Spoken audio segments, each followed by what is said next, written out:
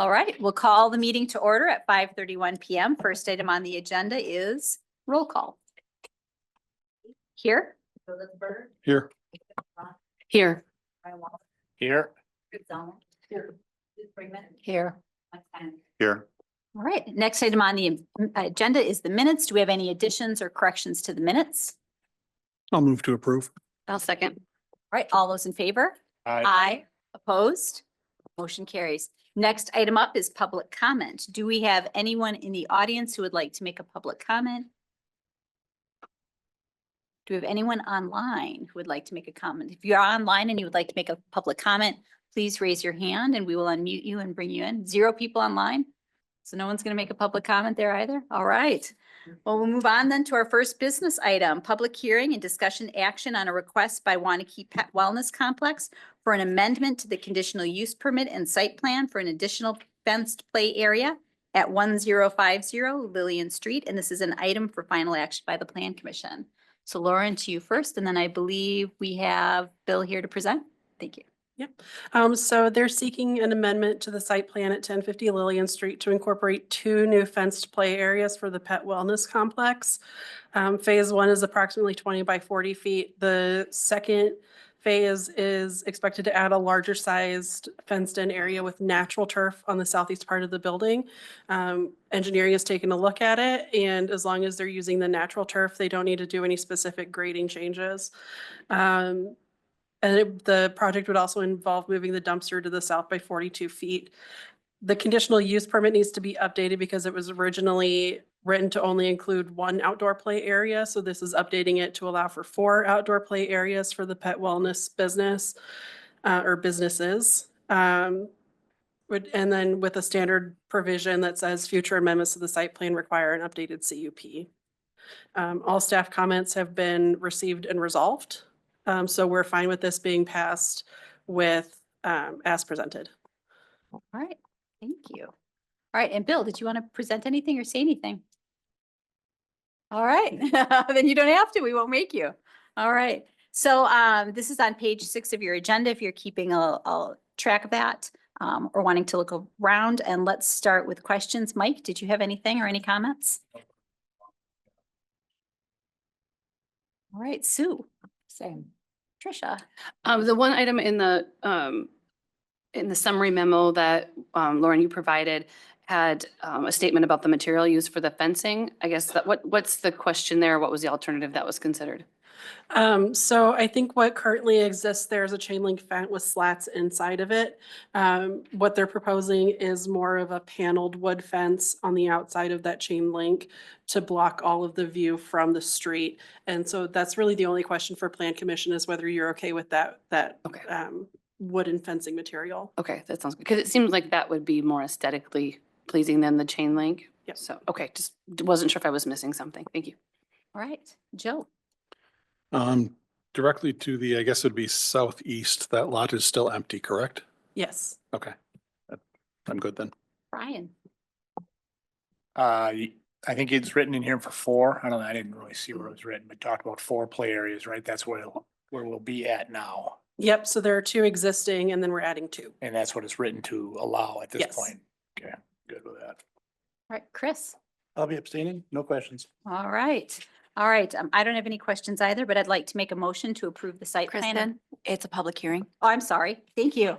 I appreciate that. All right. So then I was out of order and I should have had the public hearing. Thank you very much, Tracy.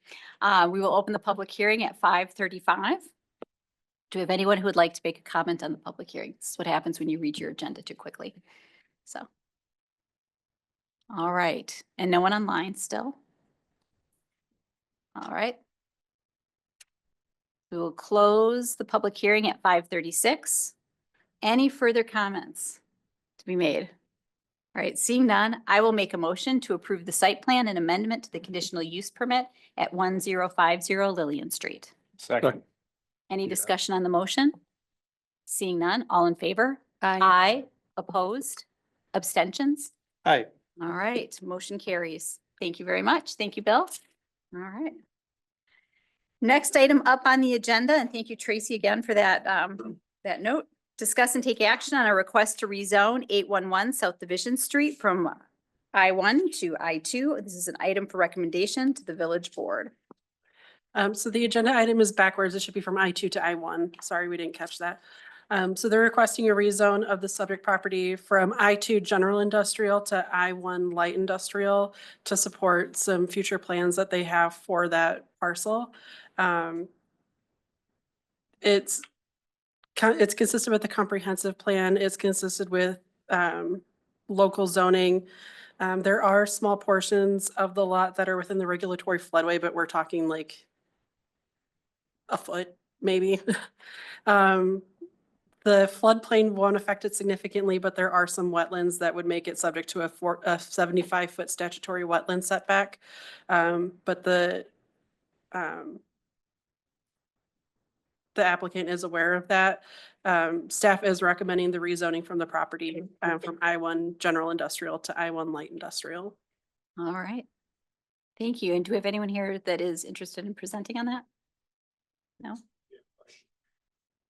Okay. All right. Well, then let's go straight to questions. And Chris,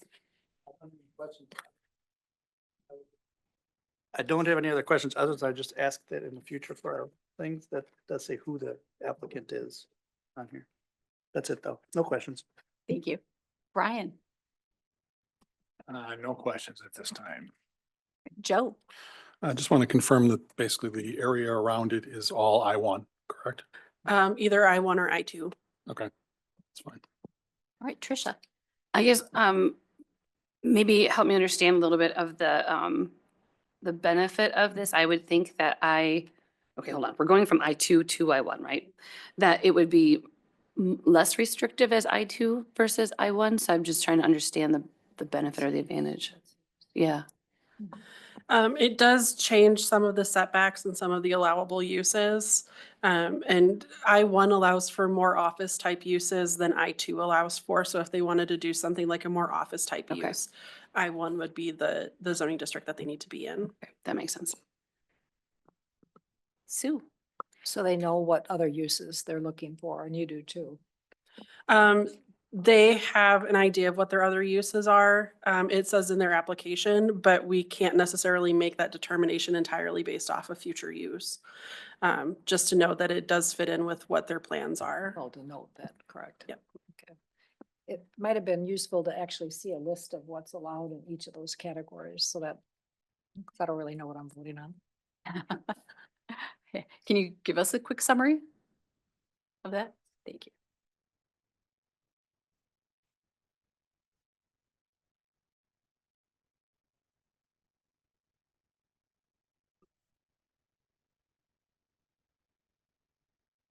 I-2 permitted uses are automobile body repairs, automotive upholstery, commercial greenhouses, distributors, farm machinery, food locker plants, machine shops, manufacturing and bottling of beverages, painting, printing, publishing, warehousing, and manufacturing, fabrication, packing, packaging, and assembly of products.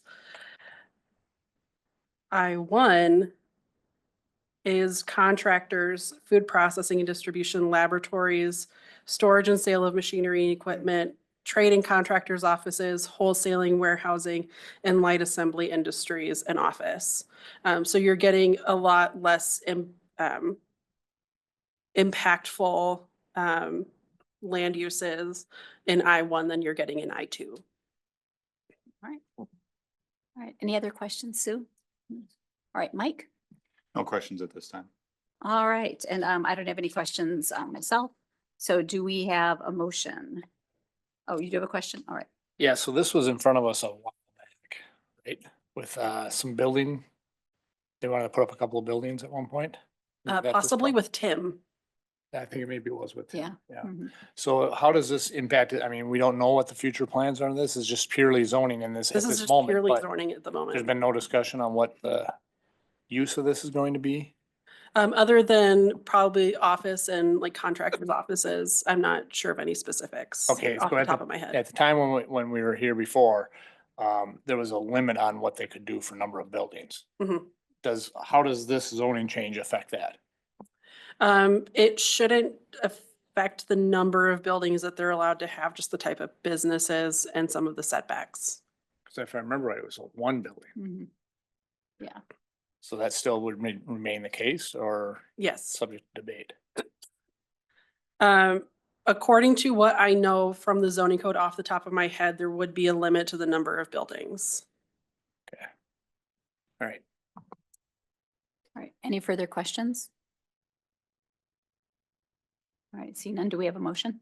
Motion to recommend rezoning the property at 811 South Division Street from I-2 General Industrial to I-1 Light Industrial.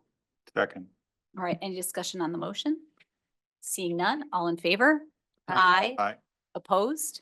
Abstentions? Motion carries. All right.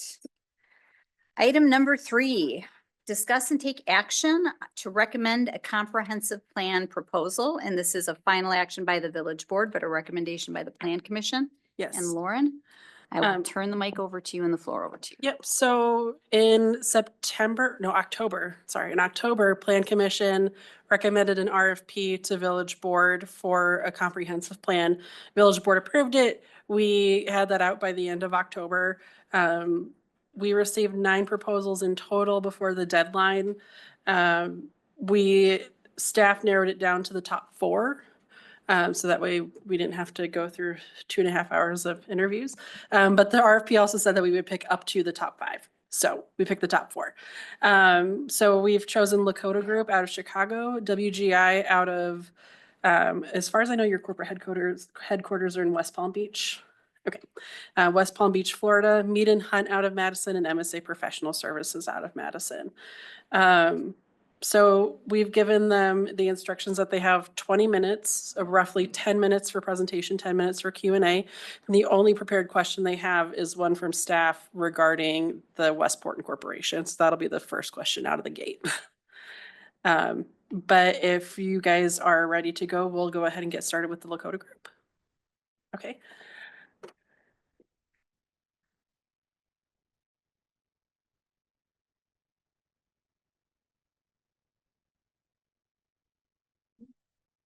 And there should be a remote up there for you to use. I will get this pulled up on my end.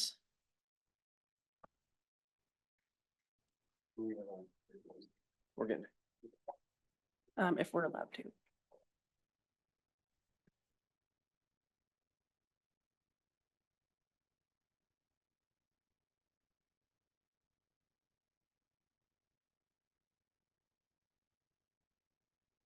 There we go. It's nice, Jake. Okay, so it should, there we go. There we go. It's just a little bit behind me. Okay. All right. Well, thank you, Madam Chair, members of the commission. Thanks so much for having us here this evening. Thank you to Lauren for all the help over the past couple of weeks coordinating this interview. Very excited to be here. My name's Andy Cross, and I'm a senior planner with the Lakota Group. I would live over in Kenosha, Wisconsin, not too far away. And the bulk of our team is in the Chicago area. And we have a few comments here. We want to be very careful about your time. We know there's a number of groups and we don't want to keep things on schedule. And so we have our whole team here. And here from Lakota Group is my colleague Hannah Kroll, a planner on staff, and the president of the Lakota Group, Mr. Scott Freris. And so I'll pass things over to Scott. You can take things from there. Thank you, everybody. And I recognize it's a short time to get to know each other.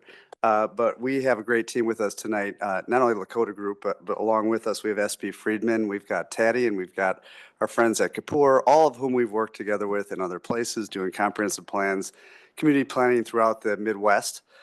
Briefly, I'm going to have everybody introduce themselves because I want you to get to meet them. It's really important. It's a very short time to get to know us. I want you to know that we do know the community up here very well. I've spent the better part of my life up here at the school, working for Vanderwall and also working for the University Planning Department while I went to school here. Met my wife here 40 some years ago. My identical twin boys graduated here about 4 years ago. My daughter got in, but chose to go to SEC school. So she wrecked everything.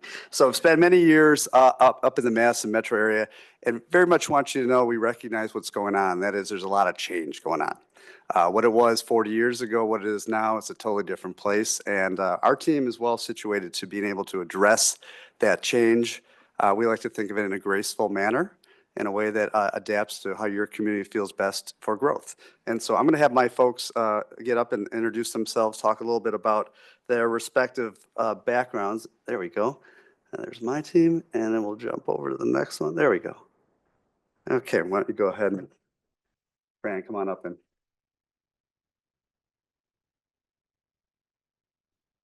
Hi, everyone. I'm Fran Rude. I'm a partner with SB Friedman. We are a community and economic development consulting firm, and our role on the project will really be focused on market analysis. Should I continue on, or are we gonna? Okay. All right. So I want to give just a very brief overview, kind of snapshot of our approach to understanding the market. What we're trying to do is really bring down to the ground and to the planning level all kinds of market analysis on the demand and supply side. So we really need to understand in Waunakee what exists here, how is it performing, how do you relate to the other communities in Dane County? When developers are thinking about where to put new housing, where to put retail tenants, how do you fit into the overall landscape?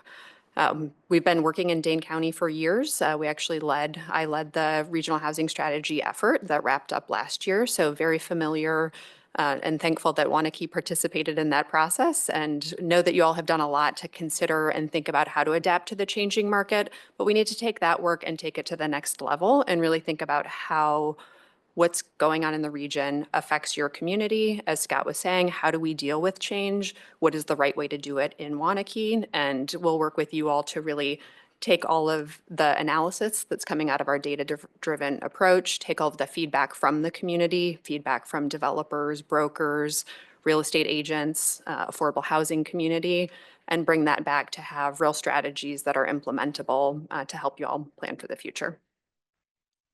So with that, I will hand it over to Darren.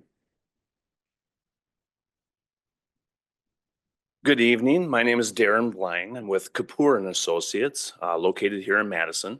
Kapoor is an engineering consulting firm. We've got 6 offices in Wisconsin, including our Madison office on the east side. We are the village or city engineer for about 30 municipalities in Wisconsin. Personally, I've spent the last 32 years working on transportation and municipal projects in the Madison area. So I've gotten to know the area very well. We've also worked with the Lakota Group on a couple of comprehensive plans successfully for the city of Burlington and the village of Bloomfield. So we have got a really good relationship working with them. Okay, so planning and infrastructure is where Kapoor will focus our efforts. It's a very important part of a comprehensive plan. And here you see kind of an outline of our approach. Our approach will be, starting by meeting with village officials, the village engineer, and Strand Associates to get a really good understanding of the existing facilities. What kind of water lines do you have now, sanitary and storm sewer? What size are they? Where are they? Are they ready for expansion? Then we'll move on to kind of talking about where are there plans for development, expansion, and growth? And then where are there plans for redevelopment? And then we'll identify environmentally sensitive areas such as wetlands or other constraints that might preclude development of those facilities. And then finally, our final step will be development of a cost-effective plan or scenarios to expand water, sanitary, storm sewer services to meet the future needs of Waunakee.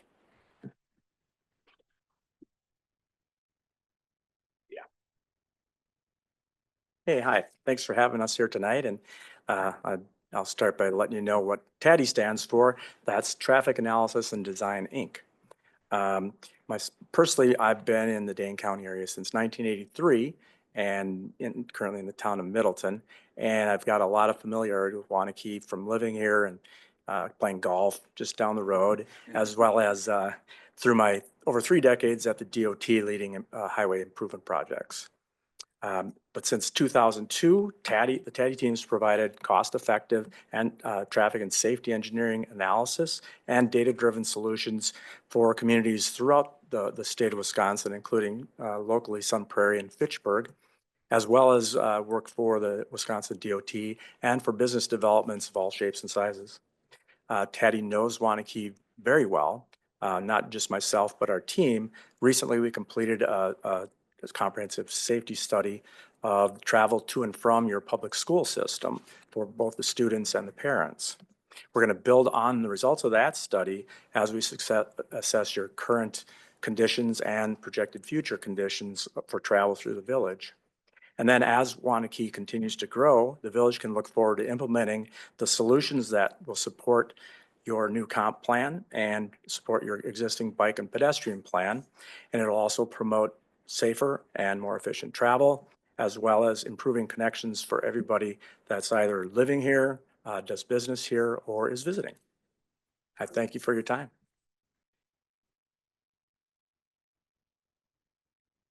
We'll try and stay on course here. I want to also let you know that we have a big team of folks back home that will be part of this.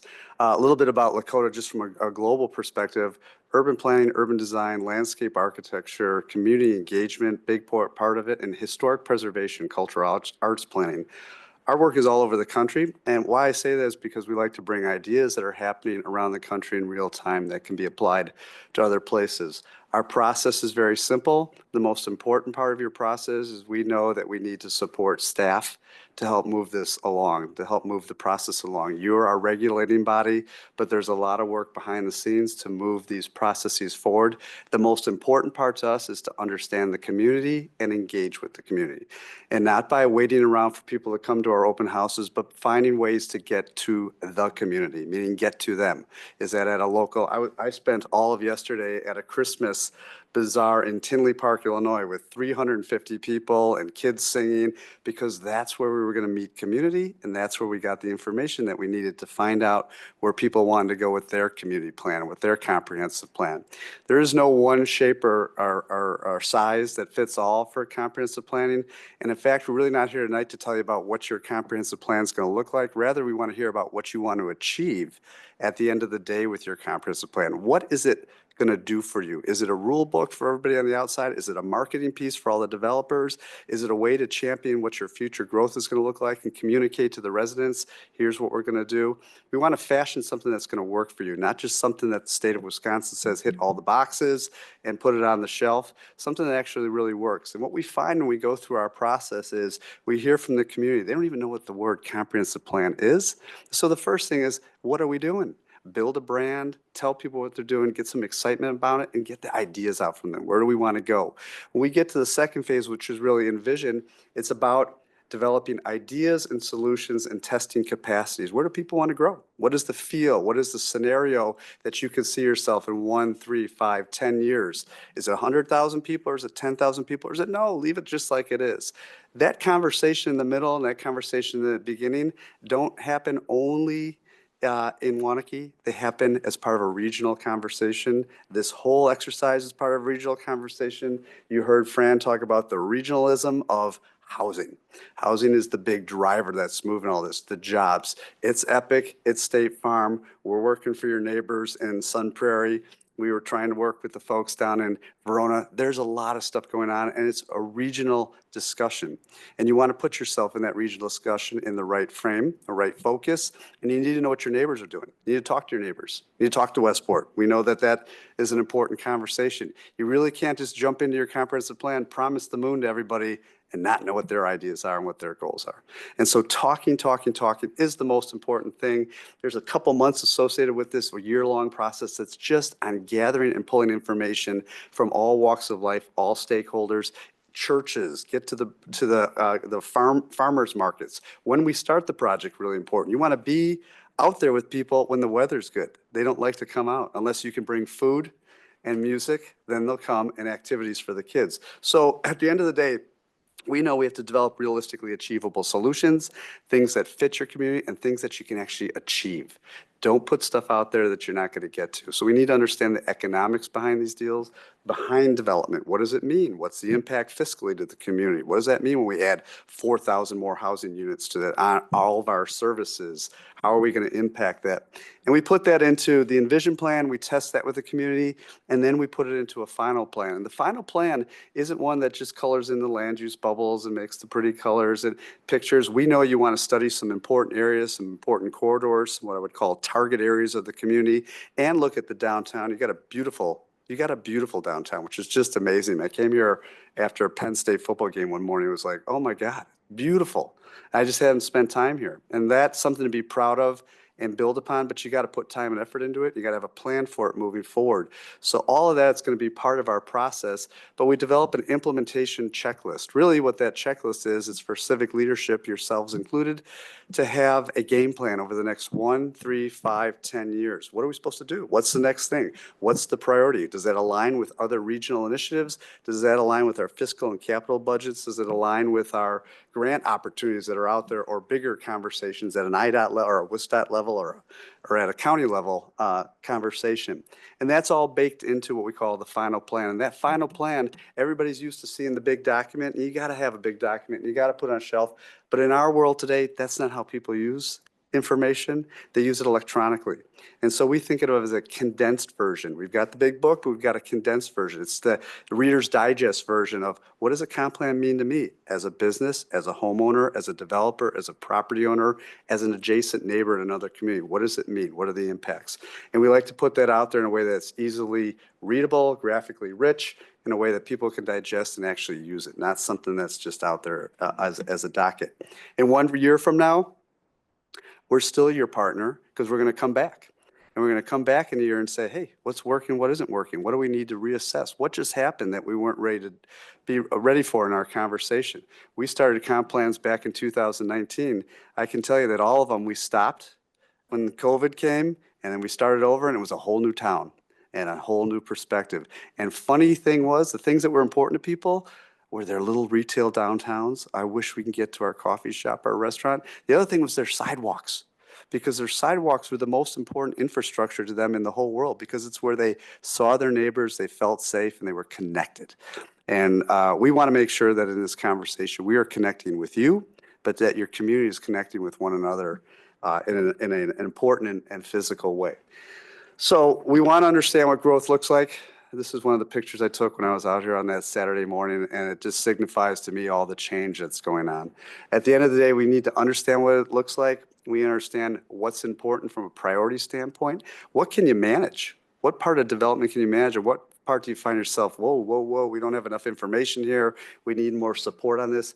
What's the best way to regionalize growth efforts? And that's really important, not to think of ourselves as just Waunakee. This is your plan, but you got to understand the 360 view of what's going on around you to better solidify your game plan.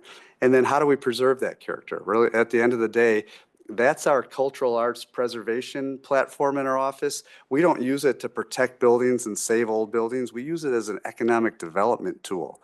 That preservation is really a tool to drive people to your community. You have a beautiful downtown. That's what you want to drive people to. Most places don't have that. And how do we support that as part of the bigger conversation? We know there's more than one way to go in this process. There is no straight line. I want you all to know that we are really good at pivoting, and pivoting happens because things change.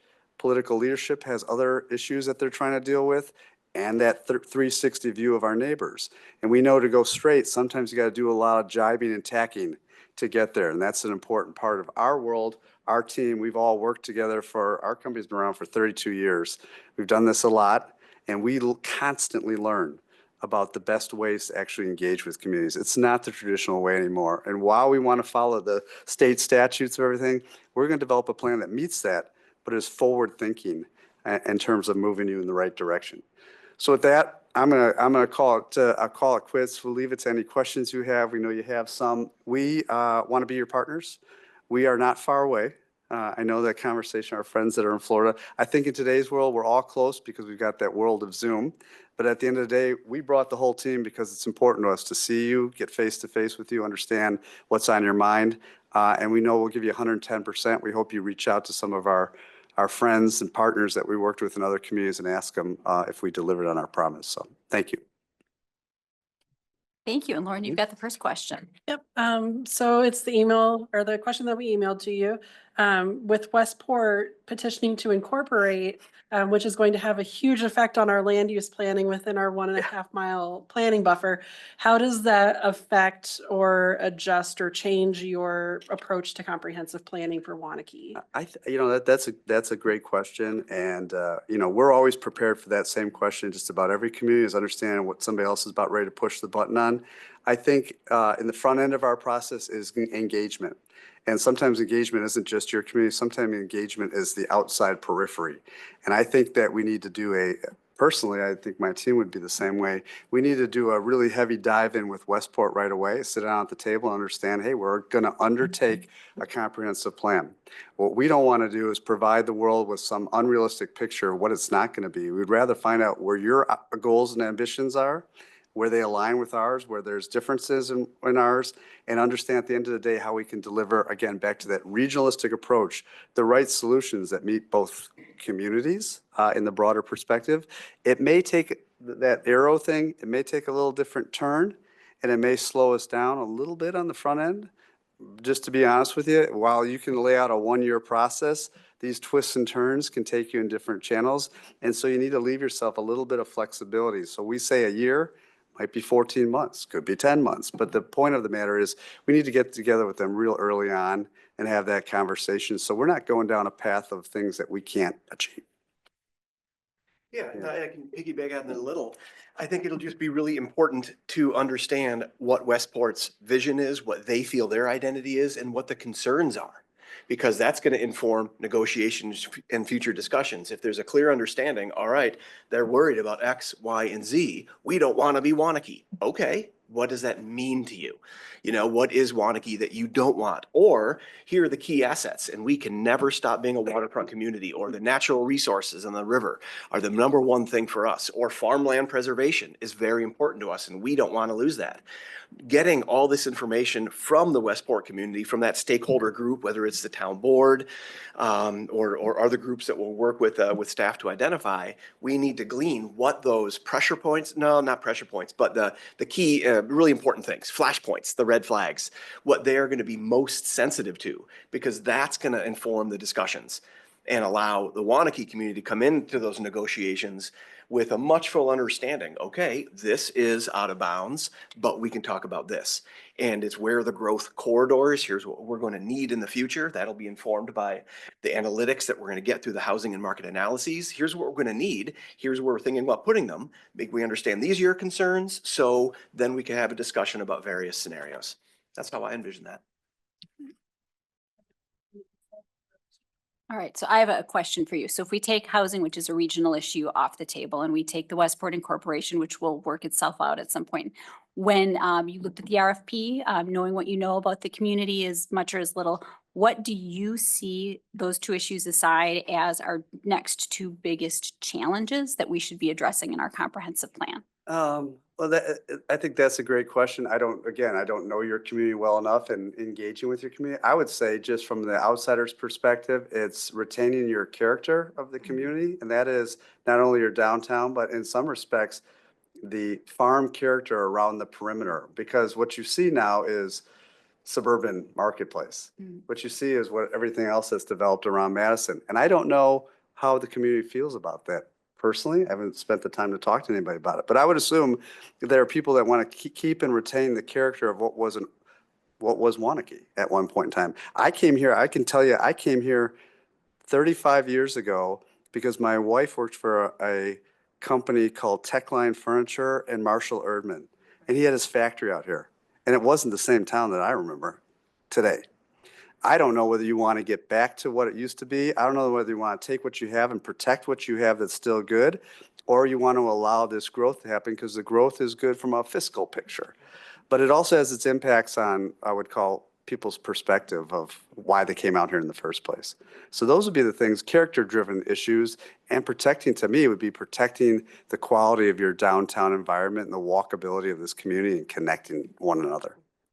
And I think, Scott, also strengthening that identity. It's really delving in to find out what that shared idea of the identity is, and then finding economical, efficient and very effective ways to embrace that identity.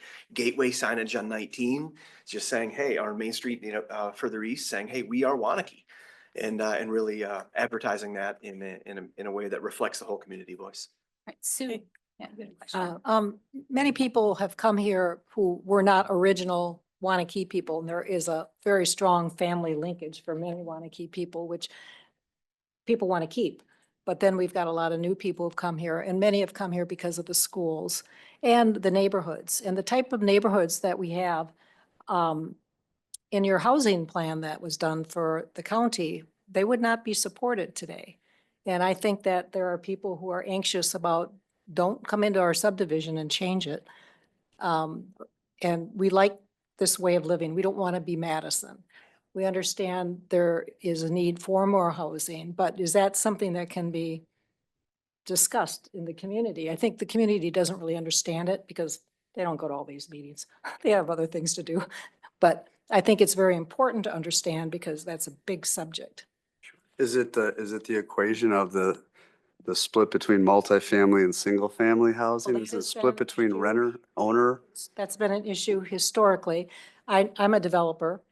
Multifamily is the low hanging fruit. It's the easiest thing to develop. Yep. You know, so it's the easiest and it's the easiest to finance. Well, not so much today with housing costs, interest rate, construction costs and interest rates and land costs. You get smaller lots and they don't get cheaper. Yeah. They just get more expensive. So, and I know you've done Yeah. housing market analysis, et cetera, but Yeah, I'd say everything is on the table in terms of, we want to build on all of the work that's been done countywide, build on what you've done as a community, but we really do, in some sense, need to start from scratch and hearing from the community, as Scott's been saying. So, change is inevitable. There is a ton of development pressure in the county. And so the question is, how can we accommodate some of that growth? You're not going to not grow at all in the future. Where are the right places for growth? What does that housing look like? Are there typologies that the community can get behind? Lakota does a great job of pulling together and thinking about different characters of housing. And so people might react really negatively to one development that's happened in the community. Well, we can show you 5 different options for how that could be done in a different way that might fit in and meet the needs of the community. I think the other thing that we want to balance when we are having community meetings is also educating folks about change and what that looks like. Despite the fact that you've had an influx of residents, you're still an aging community. So how can we make sure that there's space for new residents who are younger, who can bring in their kids to take advantage of the schools and provide the housing that they need in order to be able to live here and live affordably? So I think it's a conversation. There's a bit of education as well. And we're not here to say, here's the right thing to do. We're here to say, here are the options. These are the different constraints that you're going to be facing. These are the demands you'll be facing, and then work with you all in the community to understand how that fits in here in the future. and have you read our comp plan that currently exists? You're The- very familiar with that. I am not incredibly familiar with it, but we will be more familiar with it going forward. I'm sure you all are. Yeah. All right. Is that a We're at time, but because this is obviously an important subject, if you want to keep going, I'll just keep track of how much time we've added on. So that way we make it equitable among the different perspective consultants. Sounds good. Do we have any other questions? Joe? I'd like to follow up on what Sue was saying regarding the existing comp plan. How do you see that influencing the new plan? Sure, I'll touch on it. Scott, I'll bet your input as well. I think the key element is to look at, well, first, what elements, how has it been successful? And let's track what has been able to be implemented and what hasn't. And then also look at the topical factors that informed it. So it's not to say those recommendations, oh, they're old, they're bad. Well, what informed them? And what of those conditions are still around now that will inform new recommendations? So it establishes a really solid framework, and it'll be an important document to review.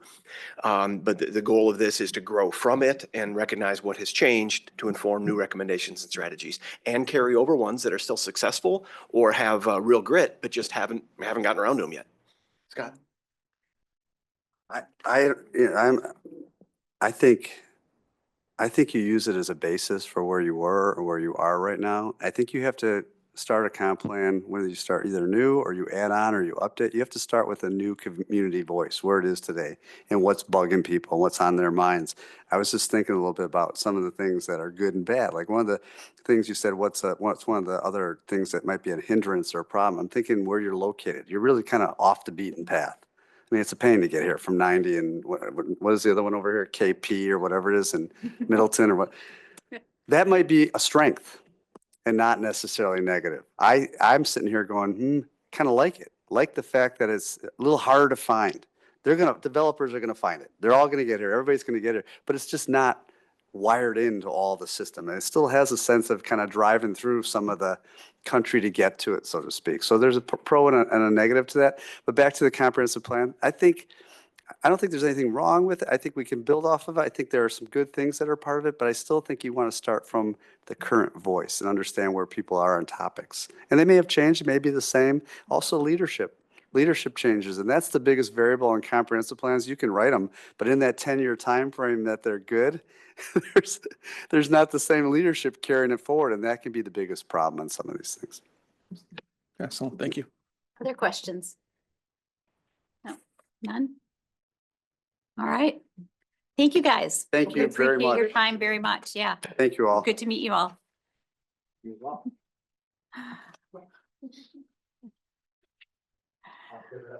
You too. You too.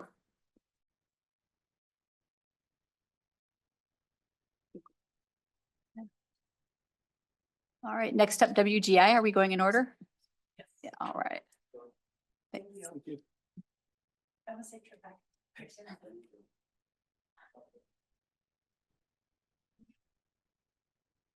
All right. Thanks, Scott.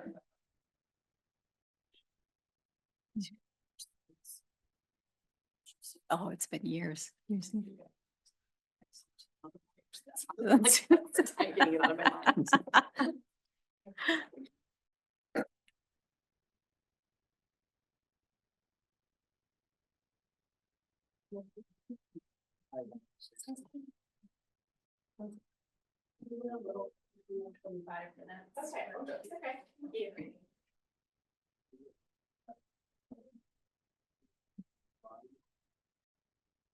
And this is the clicker here, right?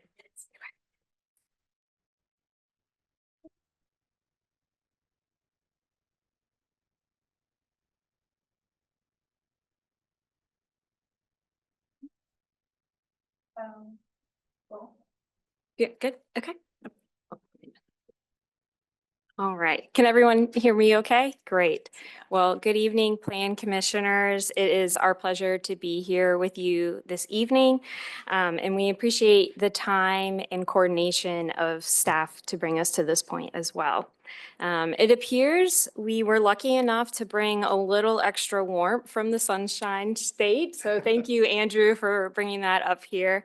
But we'd like to go through this presentation to outline our comprehensive plan proposal for Waunakee.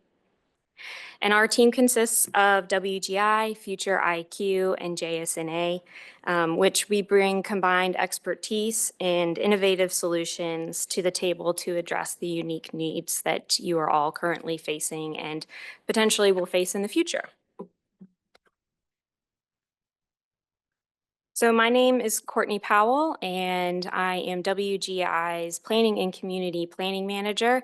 I have the privilege of leading our talented planners and designers. I've also been fortunate enough to manage many comprehensive plan processes, ranging from small stakeholder groups to over 45 stakeholders at a time, of which, for example, one of them was one in South Carolina that won APA South Carolina recognition for their annual award. And so I would be the project manager on this project if we are successful in moving forward with you all. And join with me today is Andrew Crozier. Hello, everyone. I'm Andrew Crozier, and I'm a senior urban designer with WGI. I have about 10 years experience in urban design, city planning, comprehensive planning, parks and rec master planning, mobility, streetscape design, and placemaking. I also have a background in graphic design and have been in charge with branding a lot of our projects for public engagement and marketing purposes as well.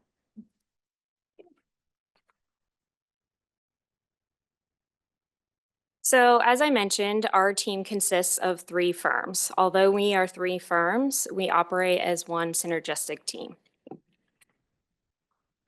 We are collaborative in nature, and that goes from our internal consultant team, but also extends out to the Plan Commission, elected officials, and the general public. So with that in mind, it was important for us to be here in person, so we have the chance to meet one another, albeit, short. But hopefully, we can be able to start building that collaborative rapport together. We are a team that embodies a collaborative approach, working together to develop the best possible solutions for your local community. We believe that a collaborative approach leads to better outcomes and more sustainable solutions. Our team brings a wealth of combined expertise in strategic planning, visioning, economic development, design, and engineering. This expertise allows us to develop comprehensive solutions that meet the unique needs of Waunakee by providing a boutique planning experience with the backing of a national multidisciplinary team. So you'll see here kind of a breakdown of what each of our teams do.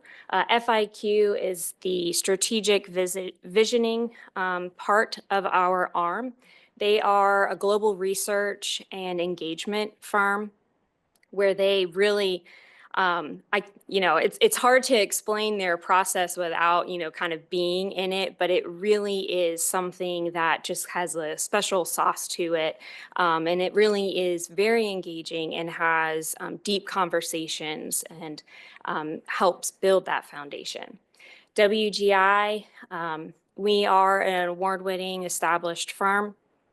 We have all of the multidisciplinaries that we'd be able to draw upon for this type of project. We have leaders in new mobility, transportation, engineering, as well as our planning and design that would be leading this project. And JSNA is a well-known economic development specialist firm, and they would really be taking on that arm of looking at the fiscal impacts of what the development combined with infrastructure components and balancing all the fiscal needs and how your current budgets may be operating and what that may look like in the future and how we can start closing that gap to have a fruitful balance in the beginning. So you may be wondering, why have we teamed?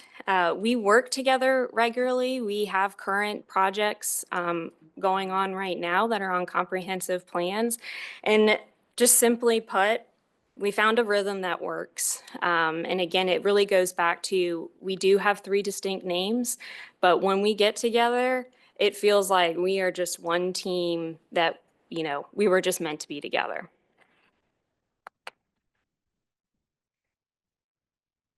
So adding to our team, when we talk about our approach, we sought after your comprehensive RFP, in particular because we are very intentional about the projects we go after. We do not necessarily look at just because it's in a particular region or it's close to our office that therefore it is the best match for our skills and our interests. Rather, we look at the community dynamics and match it with our skills and expertise. And again, going back to what we found just works for us. That's why we submitted for this RFP and why we are so excited to be here.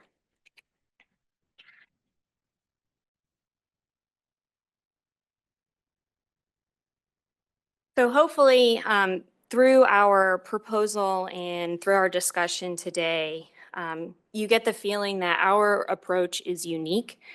This is probably something that maybe this type of terminology you may hear multiple times about how community engagement has changed in the planning field, which it definitely has, and just how planning practices in general have changed. But we we really do feel like we do have a unique approach. And part of that is with our partners of FIQ and JSNA. FIQ, the way that they conduct public engagement from the get-go, really turns things on the head. We are not shy at having difficult conversations or those important conversations that need to be had.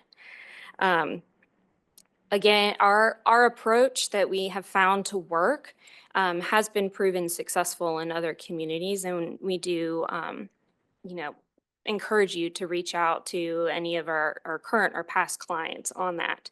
But we're confident that our approach will lead to a comprehensive plan that meets your unique needs. We want to explore those issues. We want to examine the options, and we want to build alignment, because without that consensus, you can't get to the end that it's for a resilient plan.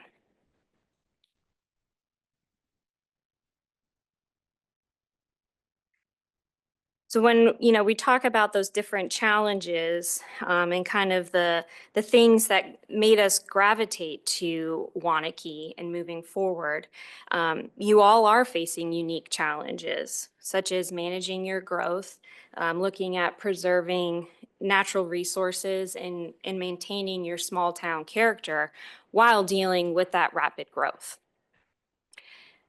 Collaboration and honest conversations about people's wants, their needs, and realities of the future are necessary to develop an adaptable and workable plan. The challenges currently, or those that potentially you may be dealing with in the future, are not insurmountable. However, that does not mean there isn't a collective future growth plan that specifically is designed for Waunakee. The way that Future IQ fosters and mediates these conversations is unparalleled. And again, unfortunately, the only way to really experience that or test the truth of that is to experience it. But building upon this foundation, the planning expertise from our team at WGI and the economic specialists of JSNA, we can connect those community vision, values, and aspirations and translate them into actionable and relatable goals, policies, and documents. While our refined process has these kind of 3 critical processes in each similar project that we work on, the essence of the process and the overall project outcomes are unique to that specific community. And that's why we feel like we really want to immerse ourselves in each community to make that special essence come through.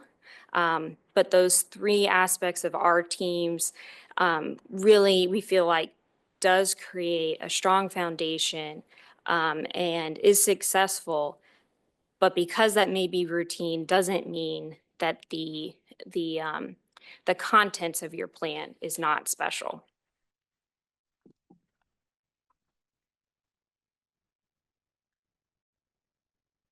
So switching gears a little bit, I like to always try to make some comparisons, but another way to think about how our approach would work in Waunakee is if you think about, you have 2 identical houses next to each other. From the outside, everything looks the same. But when you open that front door, the style and the architectural characteristics are completely different. Then you have an unforeseen circumstance happen. Perhaps it's a natural disaster, but only one of those houses remains because the way that that house was built based on its foundation and its structure was different than the one next door, even though they looked completely different.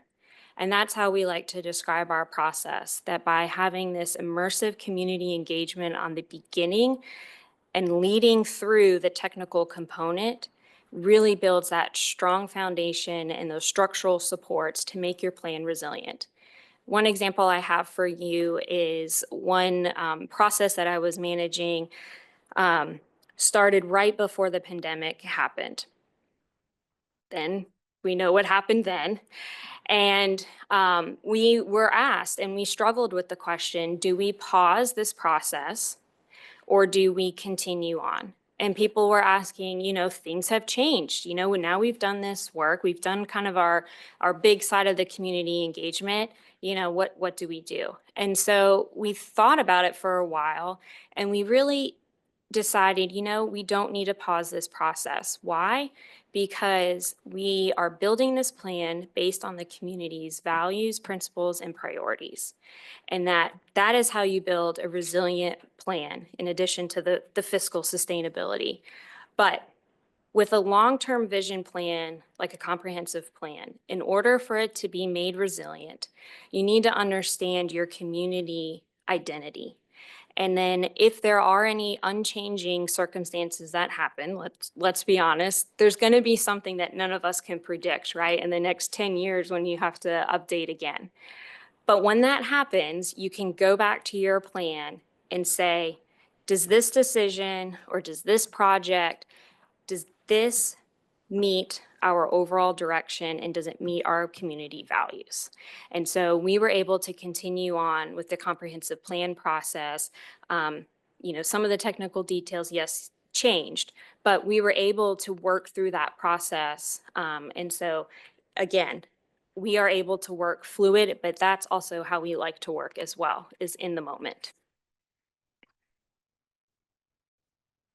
So in our closing, we do, we make a commitment. We want to make a commitment to you all.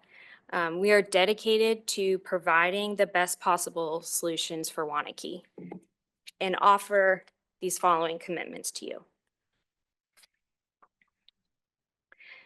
We believe that clear communication is essential to the success of any project.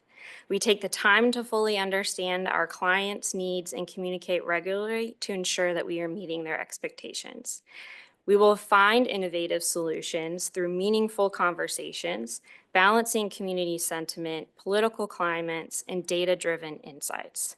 As this picture shows, we are not above getting our feet quote unquote dirty. We will take our shoes off. We will be there on the map with you and the other community members, and we will work out problems and find solutions that are appropriate for you.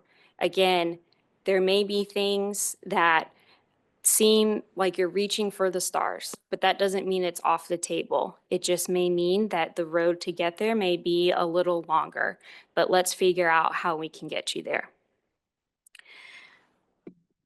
Our team is committed to providing high quality, visually appealing deliverables that communicate your comprehensive plan.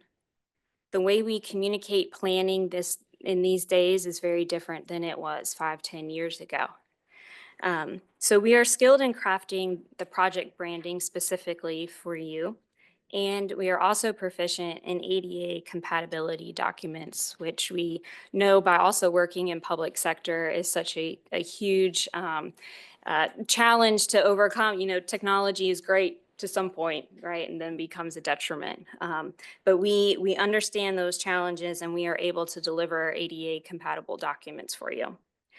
We have a proven track record of delivering successful projects for our clients that are tailor-made and, again, future ready. And there's no better way to say it other than we are passionate and generally excited for this opportunity. In closing, we hope you feel our enthusiasm to work with you in the Waunakee community, and that you can envision the type of process we feel will bring forth an individualized and implementable plan. Our comprehensive plan for proposal for Waunakee 2025 provides innovative solutions to the unique challenges faced by your local community. We believe that our team's innovative solutions, our collaborative approach, and commitment to your local community sets us apart from the competition. We are confident in our ability to deliver a plan that meets your unique needs. And with that, we invite any questions from you all. And again, we really appreciate the time this evening. Thank you. Thank you, Courtney. Thank you, Andrew. I think Lauren's got the first question. Yep. So this is the one that was emailed to you. The town of Westport was essentially borders us on 2.5 sides, has begun the process to incorporate. And knowing this, how does your approach to comprehensive planning for the village of Waunakee change or adapt to meet that kind of unknown and changing circumstance? Yeah. To not being cliche or anything, but that's actually the type of environment that I think our team thrives in. You know, in a way, it is beneficial to know that up front going into a process like this, because you can see, you know, probably what's going to be happening, right? And so we can engage in those conversations. We can work on that boundary. We can look at the transition of land use and any economic fiscal impacts, whether it's from a utility or infrastructure side or a development. And again, it really is part of how we want to have those regional conversations. We don't just think in a bubble. And I think you had a component to it as well. And I think that's pretty much emphasized in the way you have done planning in the past. You've looked at this in a very regional aspect where you've included Westport in a lot of your plans going all the way back to the early 2000s. So keeping that conversation open, keeping that working relationship, I don't think is going to change much, especially after COVID, when we look at comprehensive plans and even smaller plans like park and rec master plans, mobility plans. People are really starting to look at these in a larger, more regional scale because they are realizing that being able to pull on a whole bunch of different municipalities' resources and pull, even going for things like grants, is much more effective when you're looking at this as a more combined element as opposed to individual siloed pieces. So I think that's something that even if they weren't doing that, we would take that into consideration already. But having this upfront allows us to identify some of those issues that may deal with jurisdictional conflicts coming up or jurisdictional opportunities even, to embed that into your comprehensive plan in a very flexible and adaptable manner, because they're looking to become a town. We don't know how, when. There's always things that can get thrown into that situation. So how do we make sure that we are adapting that plan to any of those situations that come up? All right, thank you. Thank you. Do we have any other questions? Yeah. No? Yeah. Joe, go ahead. So as an IT guy, I'm a huge fan of Zoom and, you know, all the virtual things. Given the distance that we're talking about here, how do you envision that interaction working so that we can, I guess, reduce that distance or reduce the impact of that distance? That's a great question, especially as someone, I have moved around, I don't know, I think I'm at 20 now in my life. So yeah, technology and closing that gap is near and dear to my heart. And also, we actually don't work in the same office either. But So we work every day. we work every day together. So we will take every effort it is needed to be in person. And there are also, I think, things that we've learned from the pandemic and the use of technology for engagement, I think has opened a lot of doors to reach greater outlets. And I don't think with Future IQ especially, that is not the only approach. And so we do the in-person workshops. We will work with staff and you all with a detailed timeline, but there is no concerns with coming into person. Also, I guess I had the privilege when I was in South Carolina to lead the effort for the state of figuring out how to run public meetings in a virtual environment through COVID. So I guess it was successful. All right, other questions? Sue, yeah.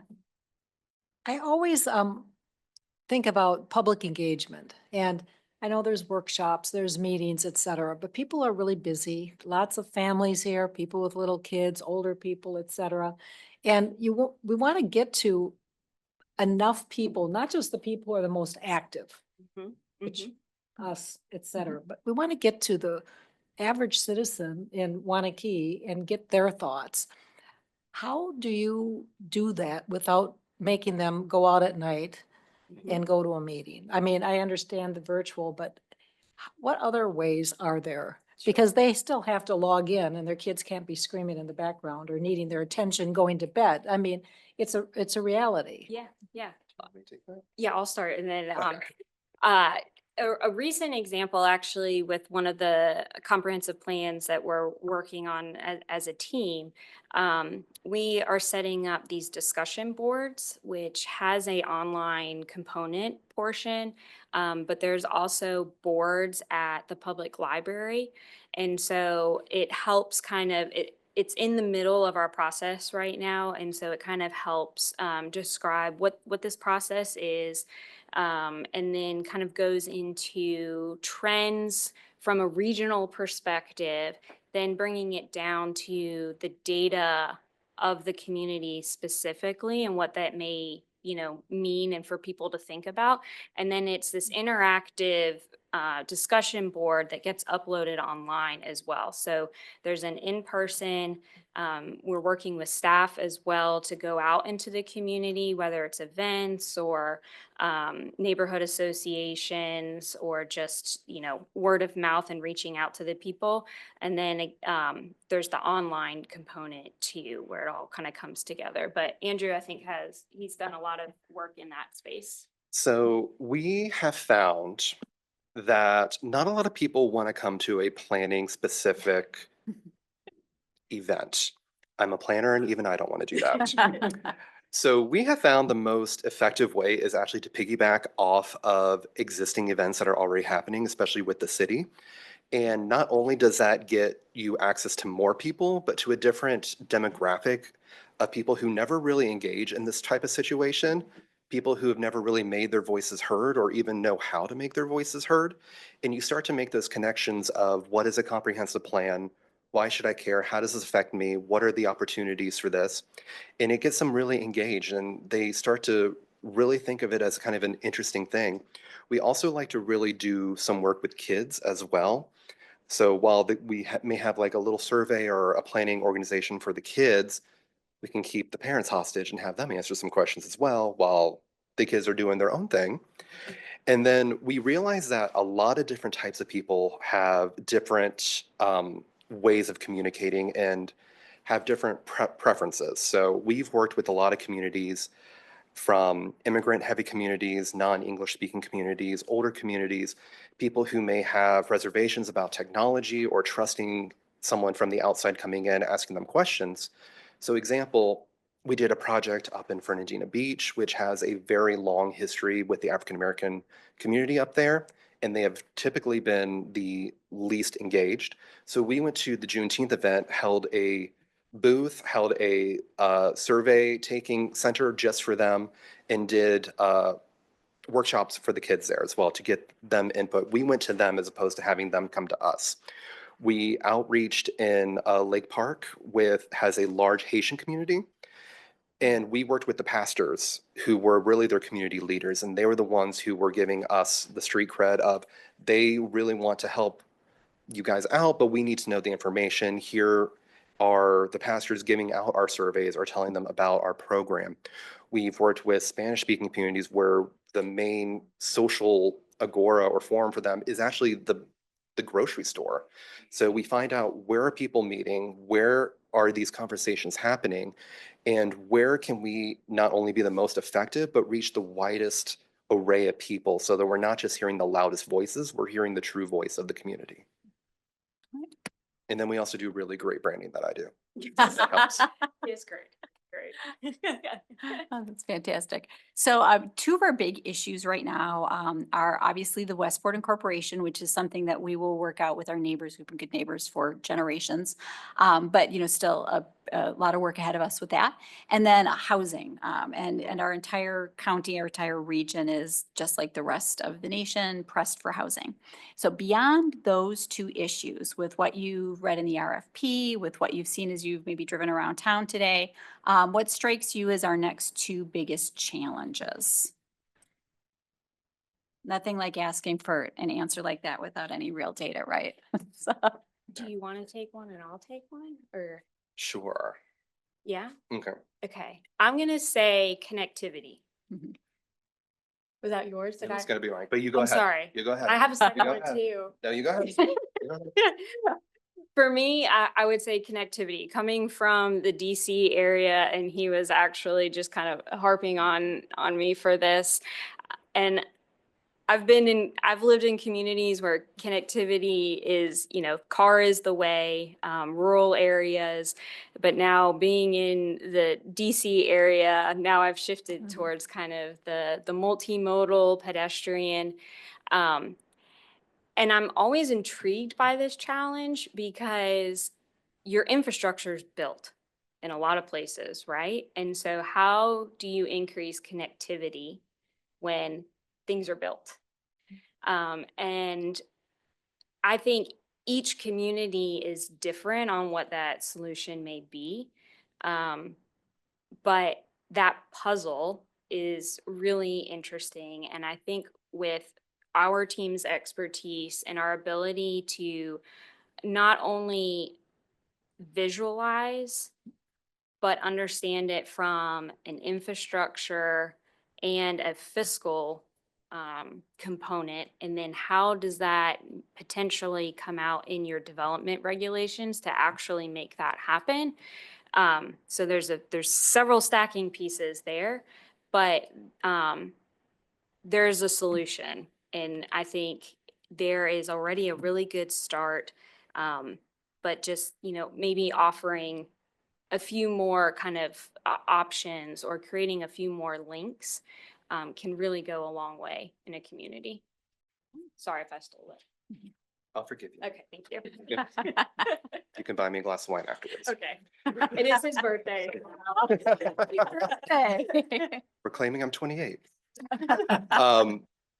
So one of the things I'm really interested about is knowing that your population kind of skews a little older.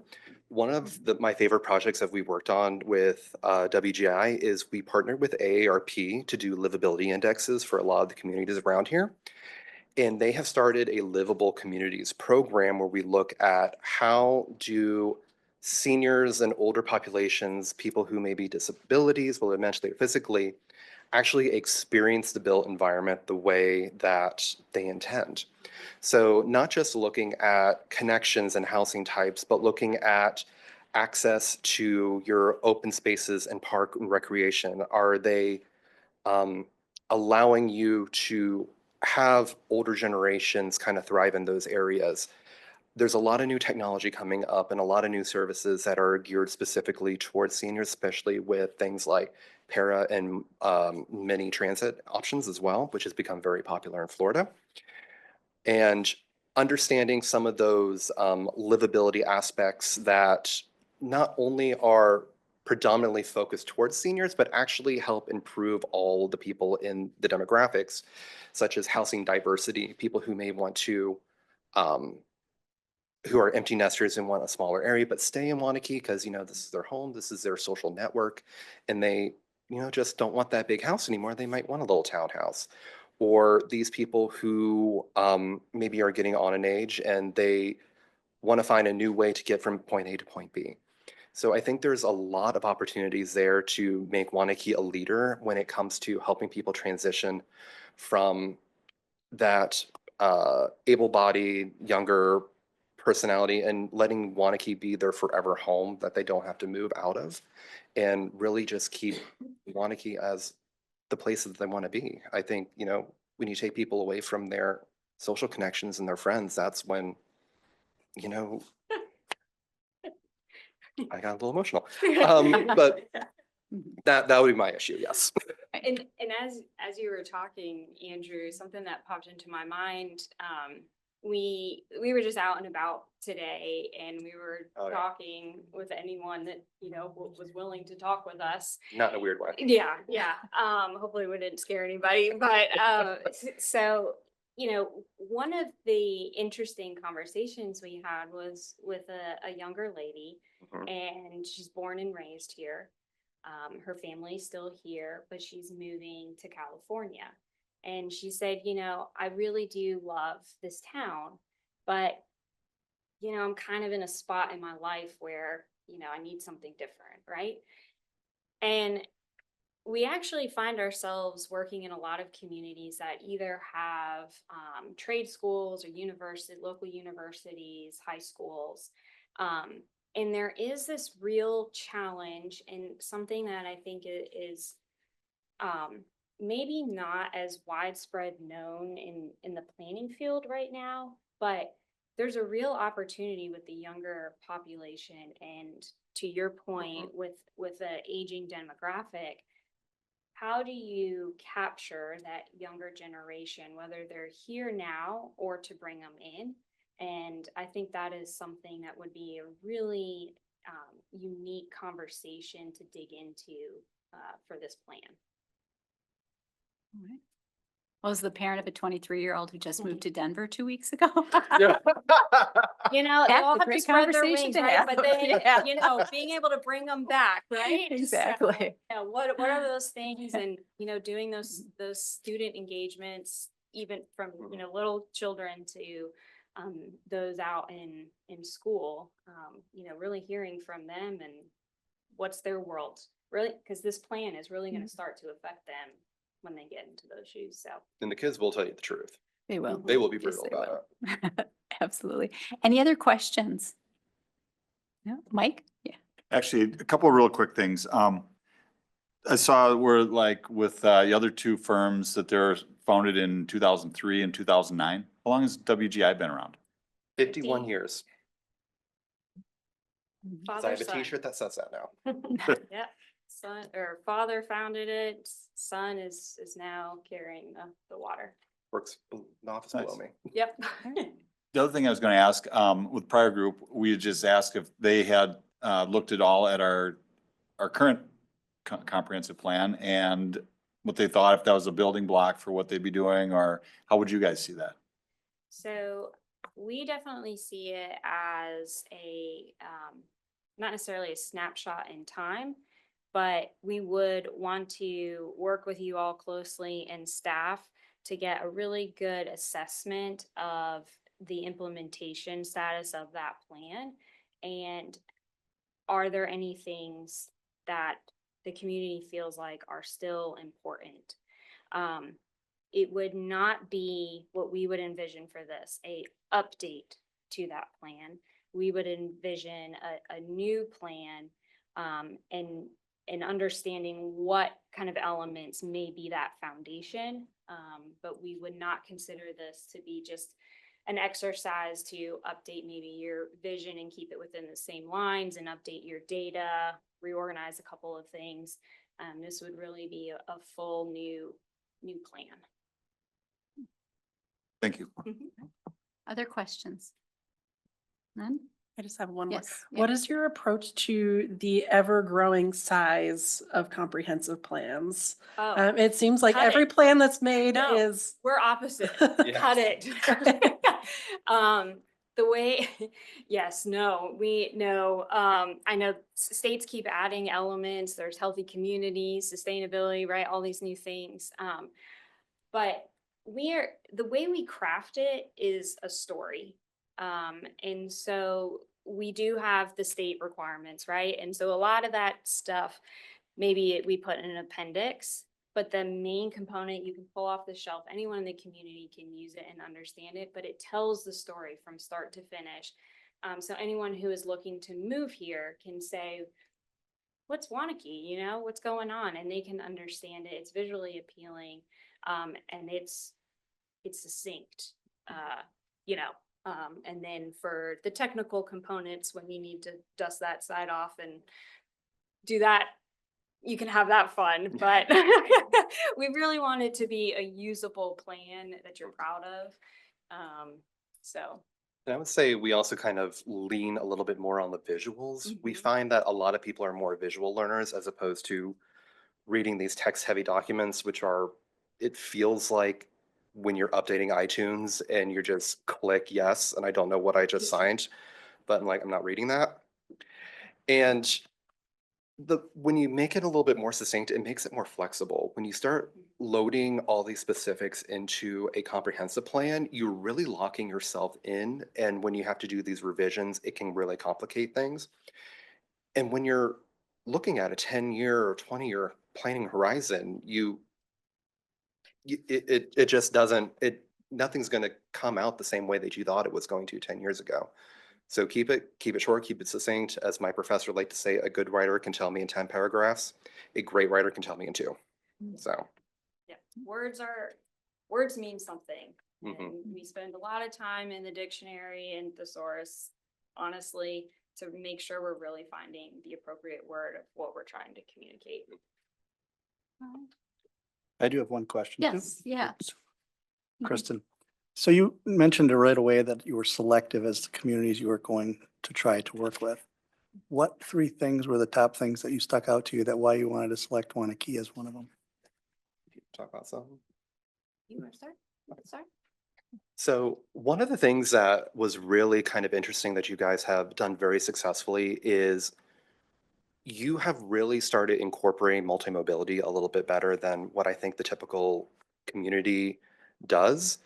Looking at your bike trails, your walkability, your pathways, you've really incorporated this very, how do I want to put it, outdoorsy, active lifestyle in a community where a lot of the times you see things broken up where you guys kind of have these systems. And also, we were very impressed with the way that you guys have kind of revitalized your downtown in a way. I think a lot of developers can take some notes on Yes. how the architects have built some of your buildings, because when we drove down for the first time, we did not realize a lot of those were new builds. So you've done a great job of incorporating your character in those elements when you are growing so quickly, which is very difficult. And we find a lot of examples of communities that grow to the point of where they sacrifice their character for the growth, or they sacrifice growth for the character. But you guys seem to have found that balance. And how do we continue that balance going forward? And the 2 things that I would add that I think struck with my chords is, and kind of going back to looking at your past plan and the achievements you've made so far, is I feel like you are at a crux, right? At a crucial point.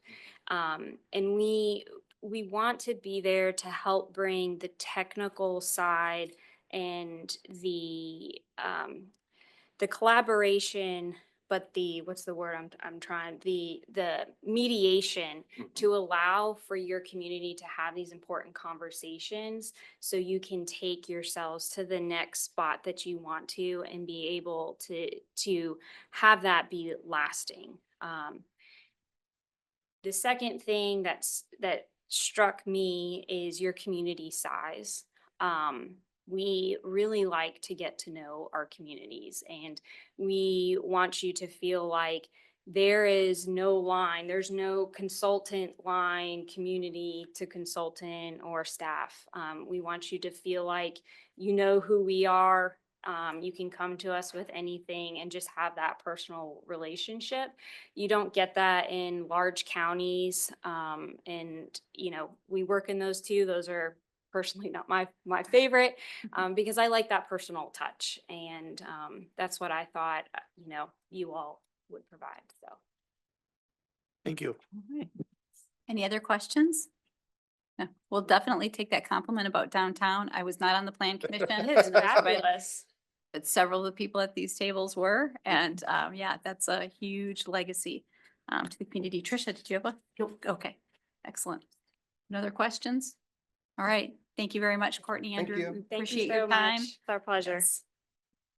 I'd like to move to have a short recess. I will second that. All right, all those in favor? Aye. All right. 5 No. minutes. We're gonna delay your return. Oh my God. Assume you guys can, pull up our slideshow, but thank you for having us. We are Mead and Hunt out of Middleton, just down the road. So very excited to be here and present to you all. So we'll just take it away. So who are we? Who is Mead and Hunt? This team presenting to you tonight, my name is Mark Sauer. I'm the project manager for this project. I'm a village resident of 5 or so years. So super excited to be able to finally work in the community that I live in. Fun fact about me, I've hiked the entire Ice Age Trail. So something to touch base on. And I'm Brian Carranza. I'm a planner and landscape architect. I'll be working as one of the lead planners on this project. And fun fact about me is I'm an avid craft beer aficionado, and I have the pleasure of having a high school friend that actually contract brews from his brewery to Octopi. Wow. So. And I'm Michael Stump with Place Dynamics. My fun fact, I'm gonna borrow from both these guys and say I split my time hiking the Ice Age Trail and the Pacific Crest Trail. I own a property out in Walla Walla, Washington, where I am planting a vineyard, so I'm more of a wine guy. Nice. Yeah, we're excited to have Mike on our team. We've worked with him in the past, and you'll see some of that here if you haven't already seen it in the proposal. Some of the technical experts I just want to touch on. Dustin Wolf is a senior planner. Some of you may have heard his name. He's got 20+ years of experience working in 30+ municipalities across the state. He'll be Brian and Todd's best friend by the end of this thing. So we'll work with you, we'll work with Lauren, but Dustin's kind of a senior QC person. And then Ann Anderson, you might see, she's a village resident as well on the engineering side to support us there and that relationship with Strand. And so Mead and Hunt, ultimately, we are a nationally ranked and employee-owned professional services firm right in your backyard, right? We have approximately 1,400 employees in 40 states. Next slide. But ultimately, we're right in your backyard. And I think the benefit is we work for communities across the nation, and we can take that experience and bring it home to our Wisconsin communities. We have 5 offices ultimately with planners, engineers, architects, landscape architects, and you can go to the next one here. We provide a wide range of community planning services with our community planning team. It kind of see it's A to Z kitchen sink. Anything we don't provide, we have the relationships with kind of industry leaders and experts like Mike to help strengthen our project teams. And Place Dynamics company I started 20 years ago. We took a little bit of a different approach, said we want to specialize. We bring insight and strategy. Our expertise is in doing market and economic research and translating that into actionable planning, whether that's in housing or economic development, tourism, support for planning, just about anything. We've done from arts projects to zoos.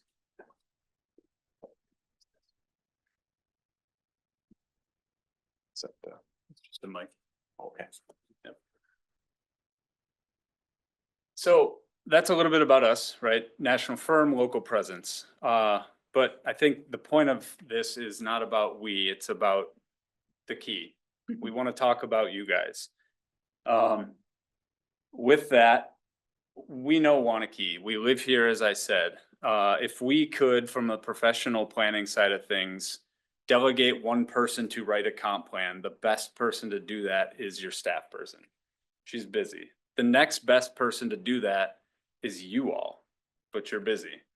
The third best person to do that is a person that lives in the community that's a certified professional planner that is engaged with you and your community in 5 different ways. We have the experience and expertise. We brought Mike on board very specifically because your current plan and the things you've been doing for the last 5 years don't have the numbers tied to them. I'll put housing on the side because that's kind of the exception there, right? Market analysis, commercial and industrial evaluations, what's happening downtown, what's happening on the east side, how do those things all tie together? That's what Mike is here for. That's very specific to what Waunakee needs. We have done that with Mike in a number of communities, Lake Mills being the most proximate. Heartland you'll hear a little bit about later on in this presentation, but very, again, specific things, mixed use neighborhood center district. That's what this will be where we're standing. And we're engaged and accessible, right? We're 10 minutes down the road. We are in our Middleton office, Brian and I specifically. Mike is nearby in the southeast. That means we can be at every meeting. If you want us in person, we can be there. If you want us at staff meetings, we can be there because we're here. And we already know there's a lot going on, right? Photos from the community, things I've already started to speak about and things that we'll continue to talk about here. Land on the east side is for sale. You've got land surrounding your community as you grow or decide not to grow that you want to evaluate again. So part of what we're proposing is talking with farmers to get an understanding of where they're at. Your previous plan had growth boundaries on the south specifically and the west. Things are starting to change, right? We all know that. You also have a lot of industrial development going on. Some of it's core to your city.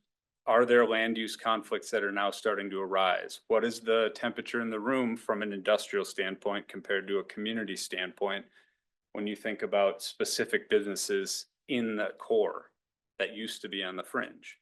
Or on the bottom right, are we making the right decisions in terms of locating residential single family with heavy industrial loading docks? That's a pretty harsh example, but, and then how is the nightlife in this community, right? This community is loaded with people like me that want somewhere to go in town. Main Street looks like this, not particularly pedestrian friendly at times. Is this downtown or is this downtown, right? Questions we want to ask you and engage with you in terms of how we set this plan forward.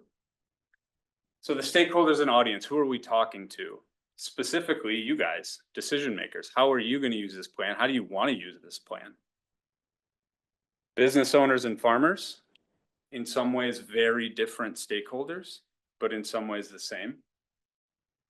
Various other stakeholder groups will point out kind of like the Rotary, the American Legion, Create Waunakee, the Chamber of Commerce. Developers, are they interested here and why? Mike's numbers to some of the reporting he will do will tie that together, right? Are developers interested in creating another mixed use center in Waunakee compared to Sun Prairie, compared to Verona, compared to Fitchburg, where very similar development is happening, right? The neighbors is obviously pertinent. We will get into that a little bit with some of the first question. But we're intimately familiar with that relationship as it exists today.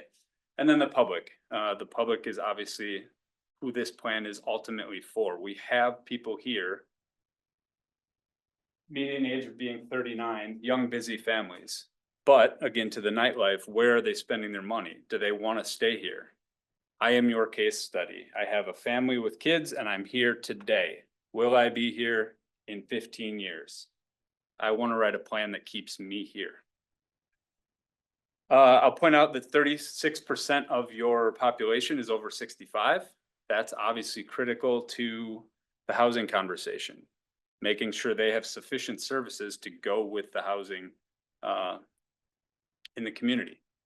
And then we've seen a pretty significant increase in 2 or more races. So how are these services being met? Are their needs being met in the community? That's the stuff that we want to talk about with this plan, right? It's directly tied to you and we know your community.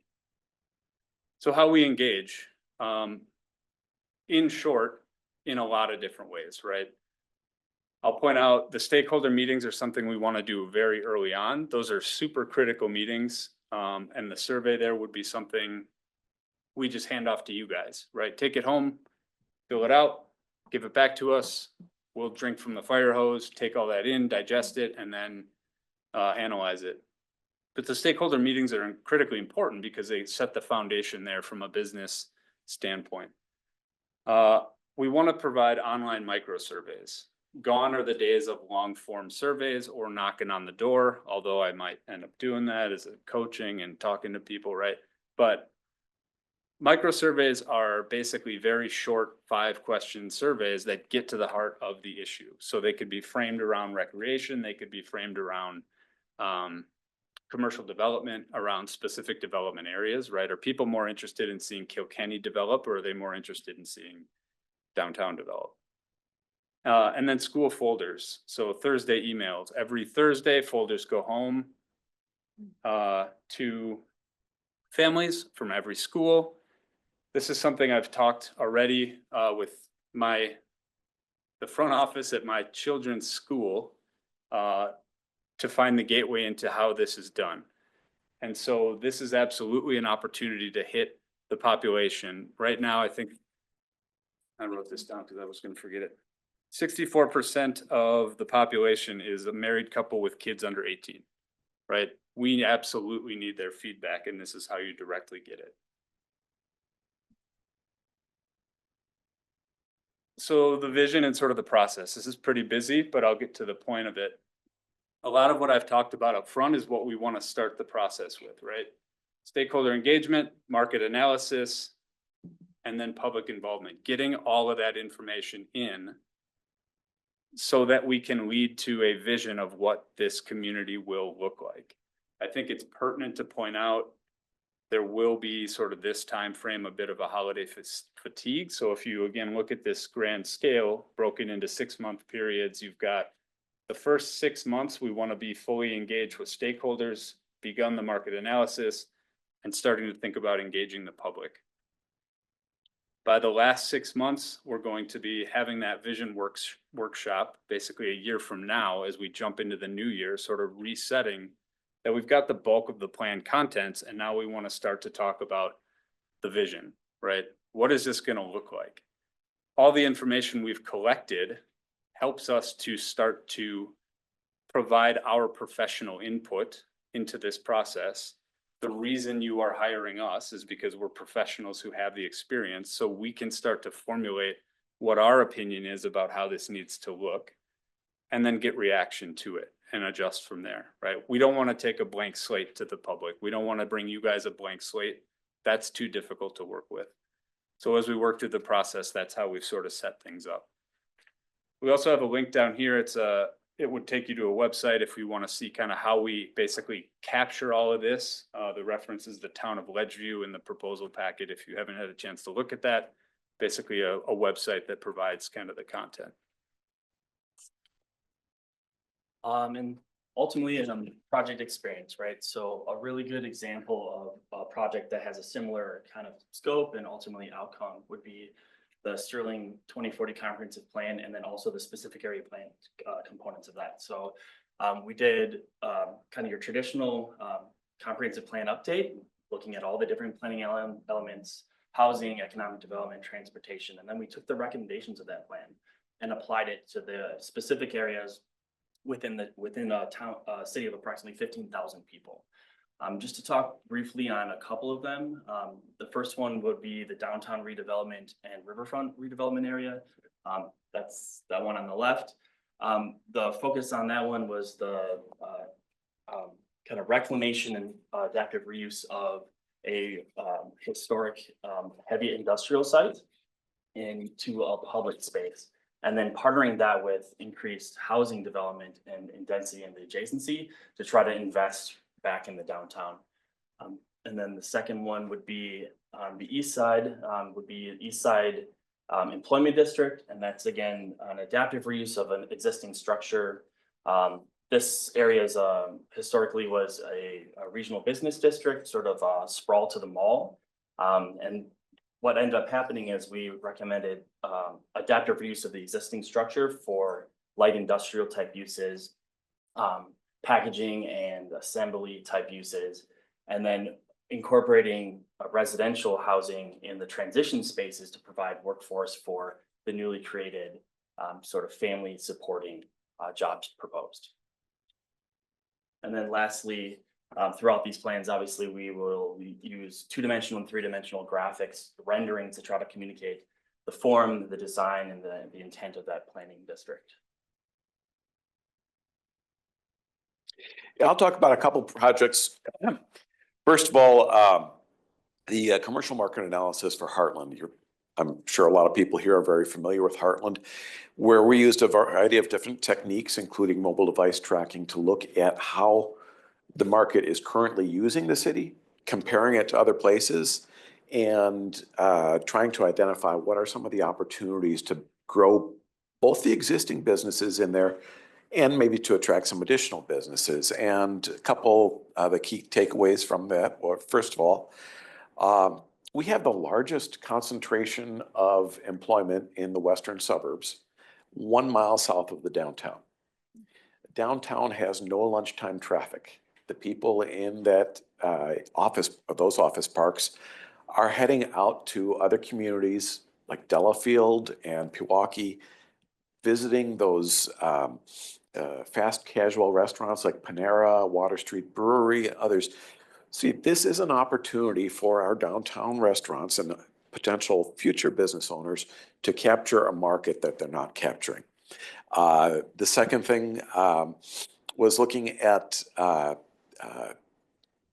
Vandalia, Ohio, where we have a different situation here. This is an area that developed as a post-war suburb, commercial strip, and the city said, you know, we don't want this. We want a downtown. We don't have a downtown. So how do we get that? And here we looked at a combination of office, commercial, and housing. And we saw the opportunity here driven by housing. There's very little chance currently, because of a number of conditions around the area, of bringing in new commercial that would anchor a downtown strip. However, we saw that 10,000 jobs have been added within the last decade within 5 miles of this site. These are jobs that are paying $40,000 to $70,000 a year. And they're people who are looking for a better quality apartment than what is available in the region. You'd have to go a pretty long distance to find those units that have an underground or attached garage, that have higher levels of finish, things like that. So we said, we need higher end apartments here. And the other thing we've got is an aging population. The population of the community is over 50, or the average age rather is over 50. A lot of people who were those first generation of buyers when those homes were built between the 50s and 70s into the 80s, still in those homes, and they want to stay in the community, but they're stuck in their house because there's no option for them to be able to buy a condo or, again, maybe even move into an apartment.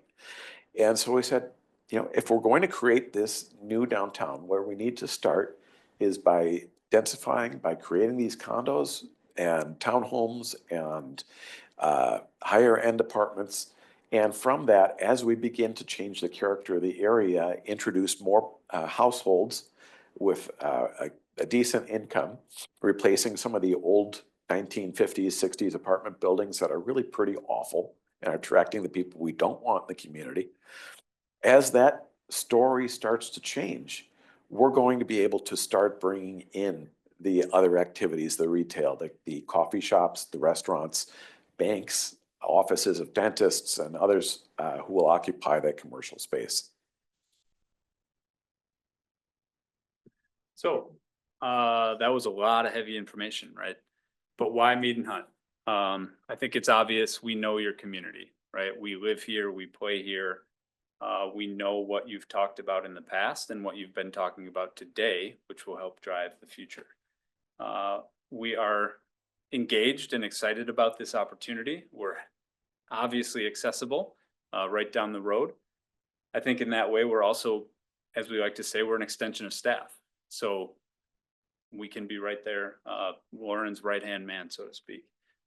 And then we've got the experience and expertise to deliver a plan for the future. So, thank you. Thank you very much. All right, Lauren, you've got the first question. Yep. So same one that you were emailed. The town of Westport, which essentially borders us on 2.5 sides, is in the process of incorporating. And how, knowing that, how does it affect your approach to comprehensive planning for the village of Waunakee?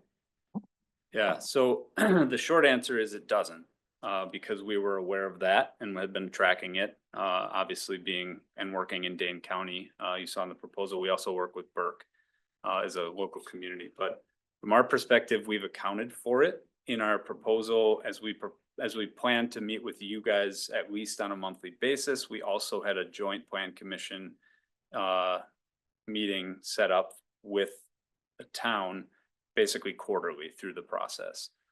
So we were planning to meet with them to go through this process.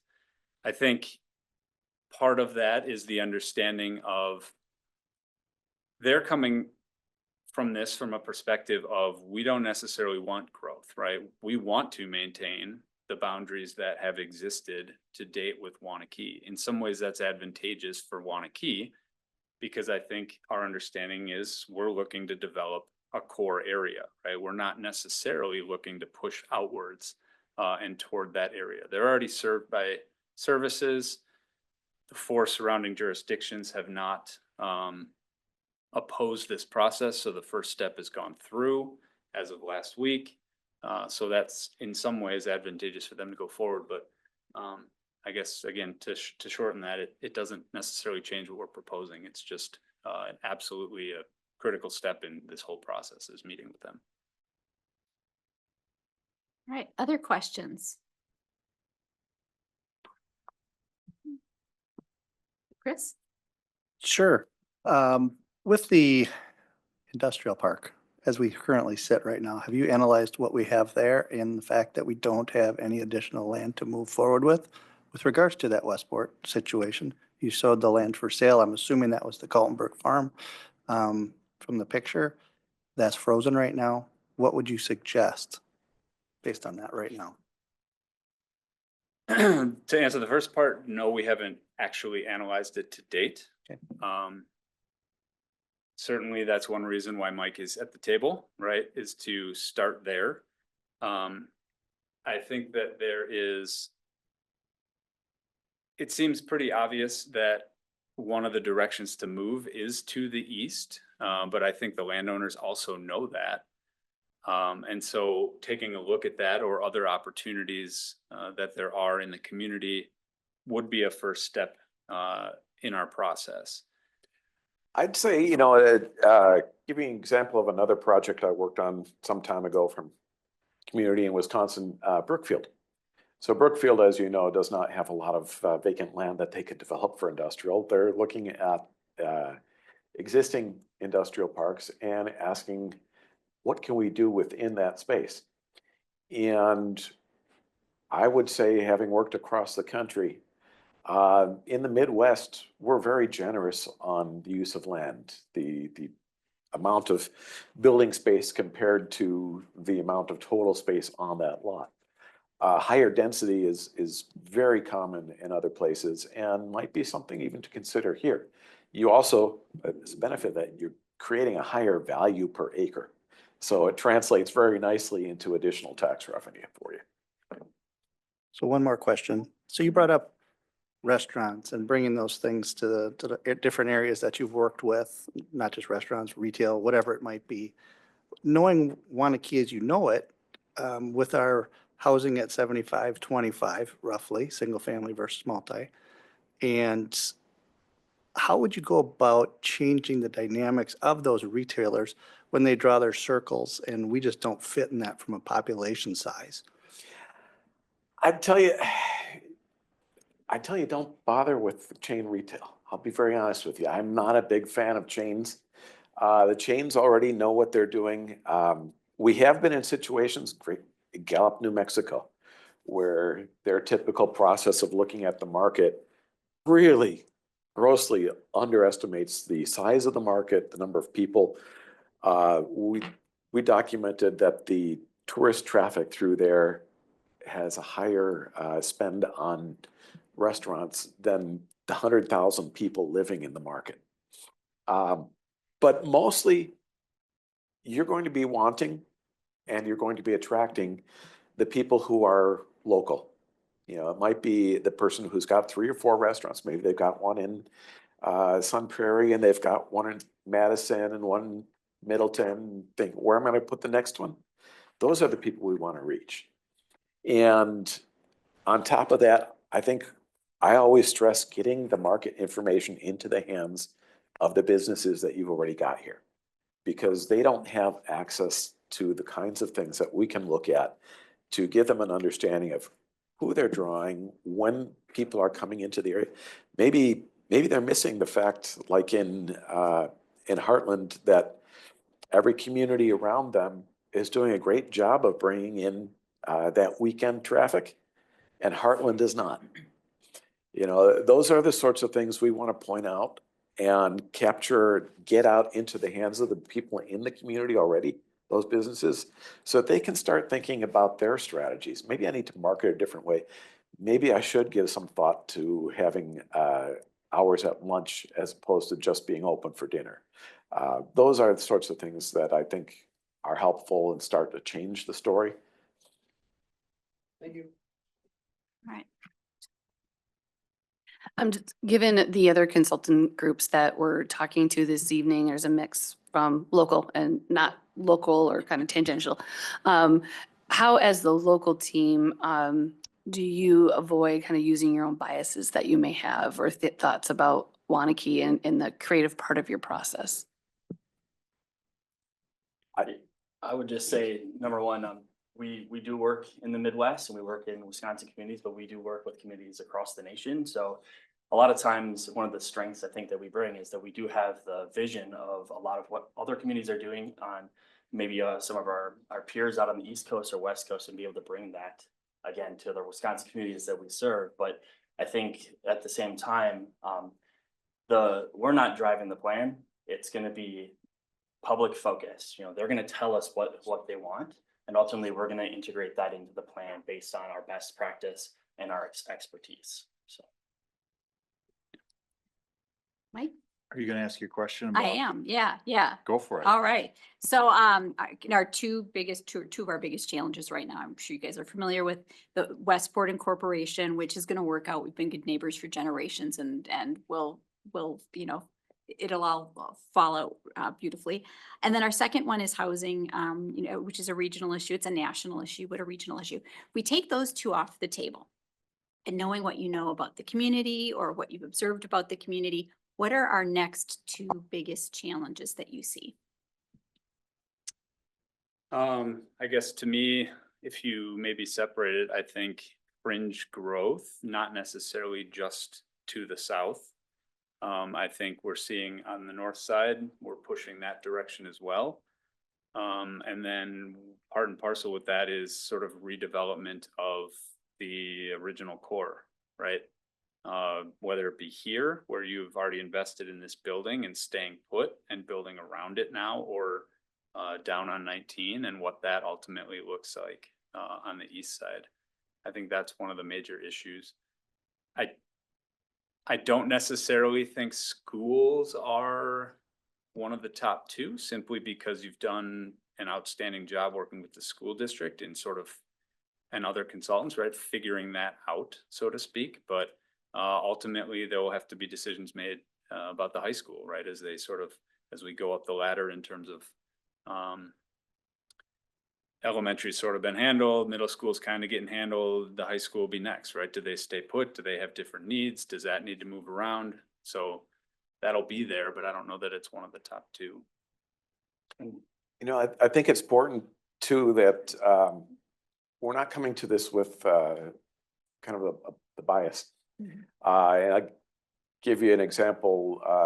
I sat down last week and talked with somebody about a project we're working on in Virginia, where the client said, everything's going to be just great with the city of Hampton Roads.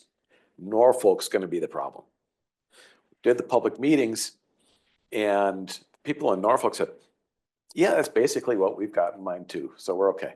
The people in Hampton Roads, who we thought were going to be great, no, we've actually added 3 months to the schedule because we realized we've got to do a lot of public relations work and other things to get that project moving.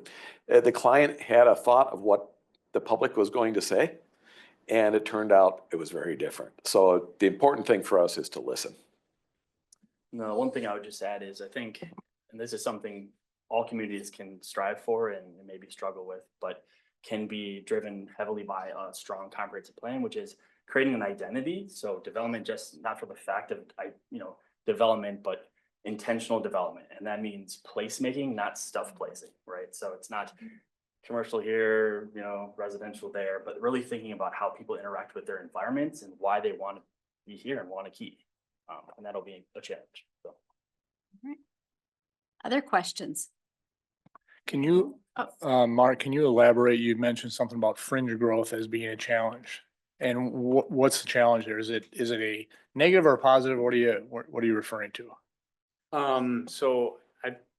To me, it's sort of speaks to the form of the community a little bit, which is what Brian was getting at is, we continue to sort of move outward. And some of that's a product of the housing that's come in. But I think we need to start looking inward, or Waunakee needs to start looking inward, right? To bring people to the core.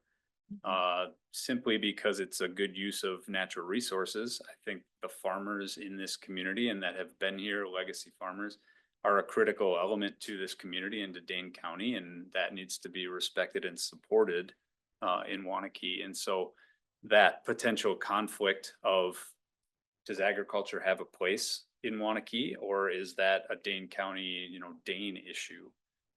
We've dealt with that a little bit in a client community up in the Green Bay region that's on the edge of Green Bay that's been growing as well. And so what is that growth boundary? What's the agriculture area that needs to be preserved compared to where the sewer service ends up going? So I'm gonna sound like I'm picking on you, but you have perspective. So, how long have you lived in Waunakee? 6-7 years. And what brought you here? I would say schools, but no, my wife is a planner in Sun Prairie and we work in Middleton. So frankly, geography brought us here first and foremost, but why not be in the best school district too? Okay. Could have located in Madison, right? Mhm. Was there a reason you chose Waunakee over Madison? Yeah, I mean, being in the best school district, right?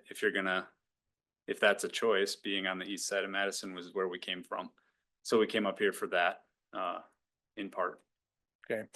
Reason I say that again is I think my perspective, right? I can't speak for everyone else here, but people are here because they don't want to necessarily be in Madison.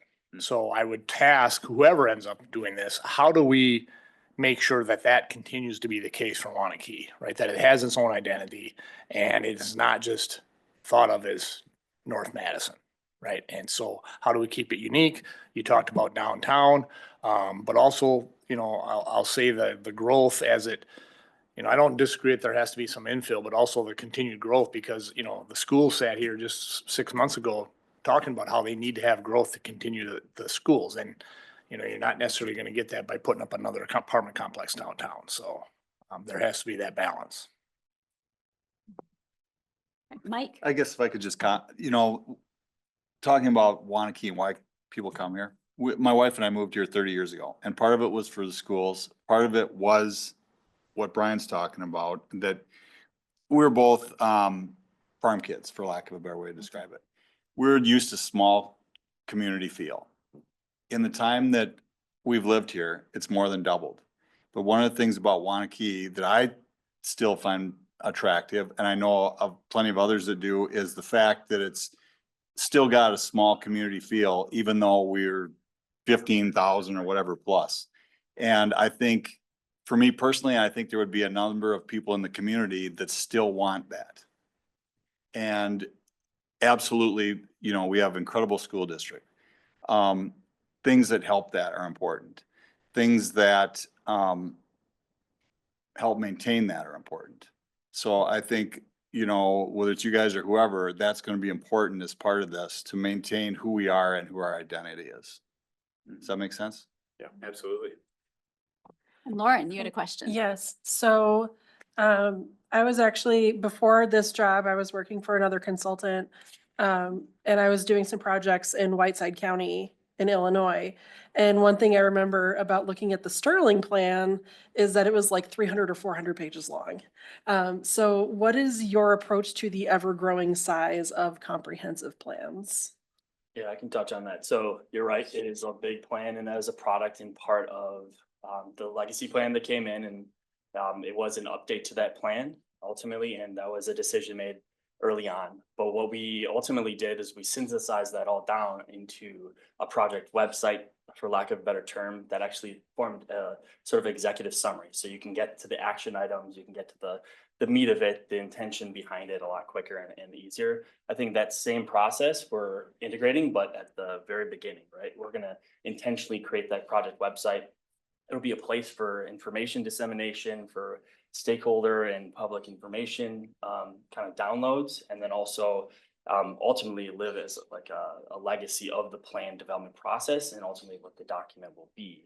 And then conciseness, certainly. I think starting fresh as a brand new plan and obviously integrating parts of the existing plan forward is helpful from what's been completed, what's not. But I think a fresh start is important because there's a lot of plans in that kind of previous 10-year sort of history of plans as they're being updated that are quite bloated, if you will. So I would say too, from my perspective, since I work with a lot of data, and what I learned very early on, actually, one of the reasons I chose to go into business was some of the things I saw being done. Like you remember the old RPC plans where you had all this data that was just piled in there and every single plan was alike. My philosophy on it is if the data isn't relevant, don't include it. Or I can give it to you in a spreadsheet. You know, it doesn't have to be there if it doesn't tell the story of what's important. If we want to tell the story of what's going on with your economy, with your market for restaurants, with your housing, let's focus on the data that matters and keep everything else at least in an appendix or maybe even off in a spreadsheet. Any other questions? Yeah, Joe. I've actually got two different things. Early on in your presentation, there was a picture of downtown and sort of a question of, you know, what do we want this downtown to look like? I think part of what drives our downtown is that we have Highway 19 running through it. So how do you engage with the DOT and come up with something that actually works for that highway as well as us?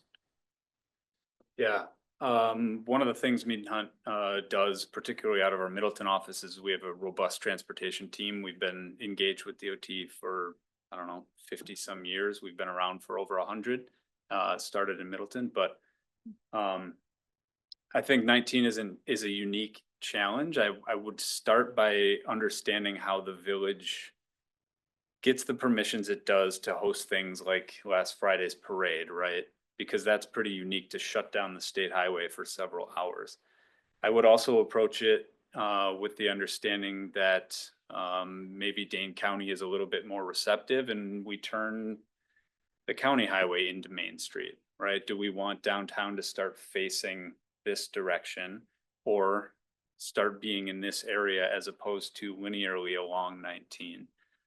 There are, you know, that's part of the growth conversation of does 19 need to get rerouted ultimately or, you know, trucks specifically, but I think building on the success we've had or you've had on 19 to date is important. You've got very good businesses that are established there and we don't want to see that get saturated by other development. Great, thank you. The second question I had, within your proposal, there's a section about the TID work that you've done for the city of Lake Mills. I'm a little bit lost as to exactly how that would fit into a comp plan versus what we would typically see there. yeah, I think the best thing is having that background experience on implementing some of maybe the economic development recommendations or one way or another, how to implement some of the findings that, you know, ultimately Mike's going to come up with.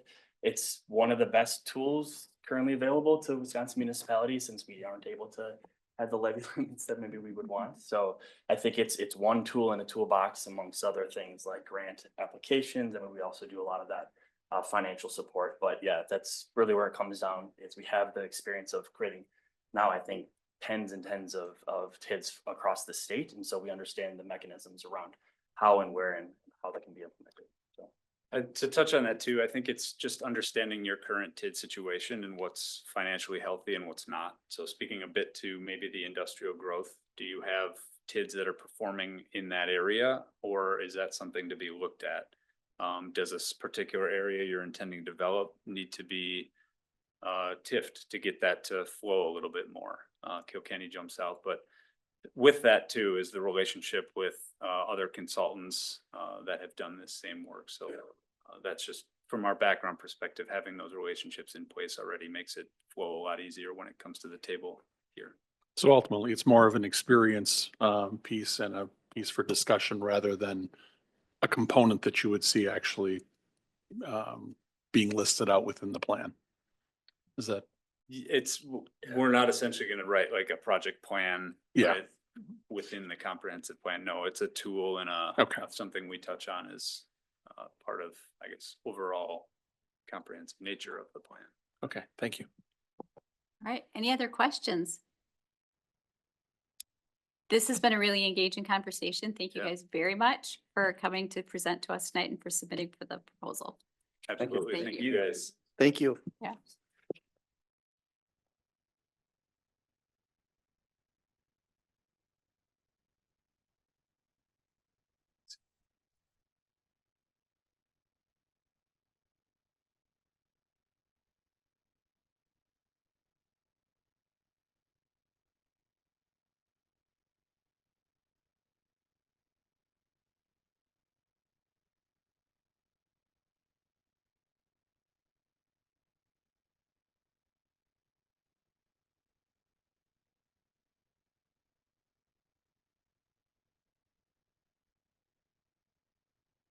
Good evening.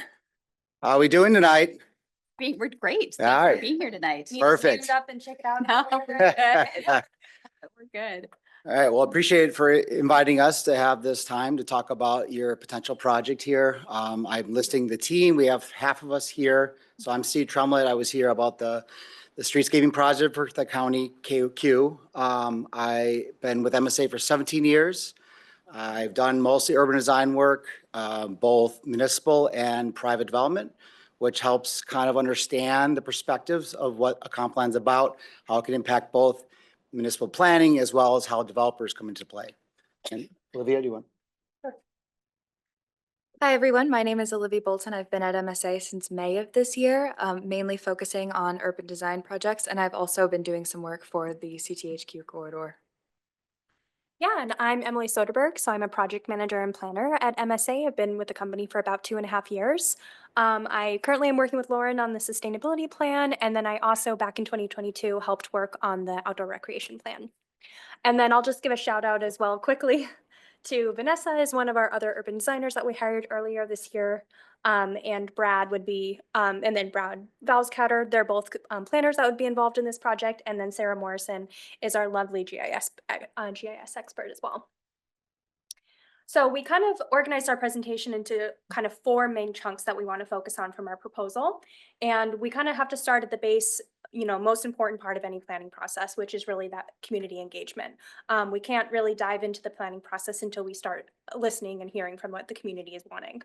So what I have here is sort of the different kind of menu of options that we sort of laid out in our proposal for our different engagement strategies. And we really wanted to focus on a breadth of both in-person and virtual engagement, just because we know that that virtual platform does offer a level of convenience and accessibility for folks. And now that we're in this kind of post and or ongoing COVID era, that a lot of people have a lot more comfort, have a higher comfort level with doing remote work. So for our interviews and focus groups, we want to do those virtually specifically. We found they actually are honestly more effective in that virtual space because they do offer that level of convenience. With those, we would want to speak to like a breadth of different stakeholders. So that would be maybe working with the high school, the school district, talking to realtors and developers in the area, business leaders, Chamber of Commerce. We also are proposing doing 2 open houses. So one kind of bookending the planning process. So one initial one to kind of gather initial visioning and issues and opportunities from community members. And then the second one would be focused on sort of reviewing that draft plan and the overall recommendations and actions. We also have some meetings set aside for kind of meeting with those regional neighbors in Waunakee and sort of getting their read and input specifically on the land use chapter. We know that the ongoing incorporation issue with Westport is going to be a big part of this plan, or is like a big issue facing the community. We also have a community event pop-up, which is where we go into an existing established event and sort of blend in and sort of meet people where they are and try to get them engaged in the planning process through that format. And then finally, we have a project website, which would be kind of a story map, if you've ever seen those. So not only would it be a good way to kind of be a home base for people to learn about the ongoings of the planning process and opportunities to engage, we could also integrate some of the mapping products that we would be producing over the course of the planning process. And then finally, we would also be wanting to talk with other committees and commissions beyond just the Plan Commission. And then just finally, we also have an additional option, which is a community input mapping, which is essentially just a virtual map where community members can leave location-based comments, and they can be organized within themes. So essentially, you could leave a park and open space themed comment for maybe an area that you think doesn't have enough parks. So that's another thing that we can talk about as well. So I'll pass it off to Steve. Thank you, Emily. So I can talk a little bit about plan content and how the plan could be different than, we obviously worked with you on the original plan. But since that time, some things have changed in our perspective, how you make a good plan that's usable, that anyone can pick it up and understand it, and getting more to the point. And so if you've attended any of our planning conferences, not saying you did or didn't, but we've had seminars about this idea of lean comp plan. So the idea is less words, the better, more illustrations. I'll show you another slide about pop-ups of describing terms, so we don't have planner jargon that doesn't allow anyone to pick it up. So you want this to be usable for not only your residents, developers, and for you to make decisions going forward. I think previous plans are more geared to Plan Commission, and they were too to the book on the state law, and there was just too much information, and then it finally got to the goals and policies. Trying to look at that a little differently now is remove redundancies between some of the elements. We put in the proposal as an option to consider actually combining a few of the elements. Some communities have done that to kind of reduce that redundancies you see in each of the elements. We could still go through with each of the elements as individual, but just putting that out there as another option for removing that redundancy. But then what you're seeing here is a snapshot. We call it a snapshot. So what is the most important information related to that specific topic? Here it's economic development. So it's a spread, like your magazine. It could be 2 spreads potentially, but a lot less information that currently is there. You get to the main points, kind of reinforcing what the goals, strategies, and actions are. So here's another page where I talked about some callouts. You see, it might be harder to read, but the purple boxes are certain terms, helps people understand what are we talking about here when we have these policies and actions. We have the sidebar of issues and opportunities. What are the underlying major issues and opportunities? We're not coming in with a specific mindset of what those are. I would say, do know that just like I live in Sun Prairie, there's that identity question. You're growing very fast. What does that mean for the community? What is downtown? In Sun Prairie, for example, 2, 3-story buildings, anything above that, people start freaking out. So where do you put density, if you do at all, in the community? So where does that come out? What are the main issues and opportunities with each element? The other sidebar is like, what are we hearing from the public specifically? Can we pull anything out there to say, this is reinforcing these goals or strategy and actions? So it's kind of a quick hit those. We have obviously the summary overall of all the engagement, but here just kind of pulling it in to each element. Your current plan does have this makeup still, the idea of what are the guiding daily decisions, and then also what are guiding annual decisions. I'm not sure if we provided you what I've been doing for communities now is the action plan, which is an appendix so you can update it more frequently, depending how your attorney thinks that you should be able to do that without having to go through the public hearing process. That's why you put in the appendix. Also could provide you an Excel spreadsheet of those actions so that you can annually decide, all right, we need a budget towards this. We've completed this. What's upcoming now? So you can actually update that on your own. And just before I turn it over to Olivia, I do want to note that I think in a community like yours, you have staff who have limited time, but they also have good insight of developing content. And I think with my project with Sun Prairie Comp Plan, I think we mentioned in a proposal, the intent is to draft materials and work with Lauren and staff of kind of teasing it out, improving it before it comes to Plan Commission. So the idea is that we can still dig deep into it, but what you're seeing is also already had staff's review on that. Pass it to Olivia. Okay. Right, so we understand within the greater comprehensive plan update that there's an interest to take a closer look at 2 sub areas, one of which is the West Business District, already identified in the comprehensive plan. We would be taking a closer look at redevelopment opportunities and establishing an overall vision and character for this area. And the Eastern Gateway, which is largely undeveloped, the future land use plan has this area as business park along 113, transitioning into mixed use. We would be looking at these established land uses and deciding what would be the best path forward to not only establish this area as a gateway, but also allow for the village to grow well. Visioning activities for the sub areas could integrate seamlessly into the public engagement activities that Emily has already described.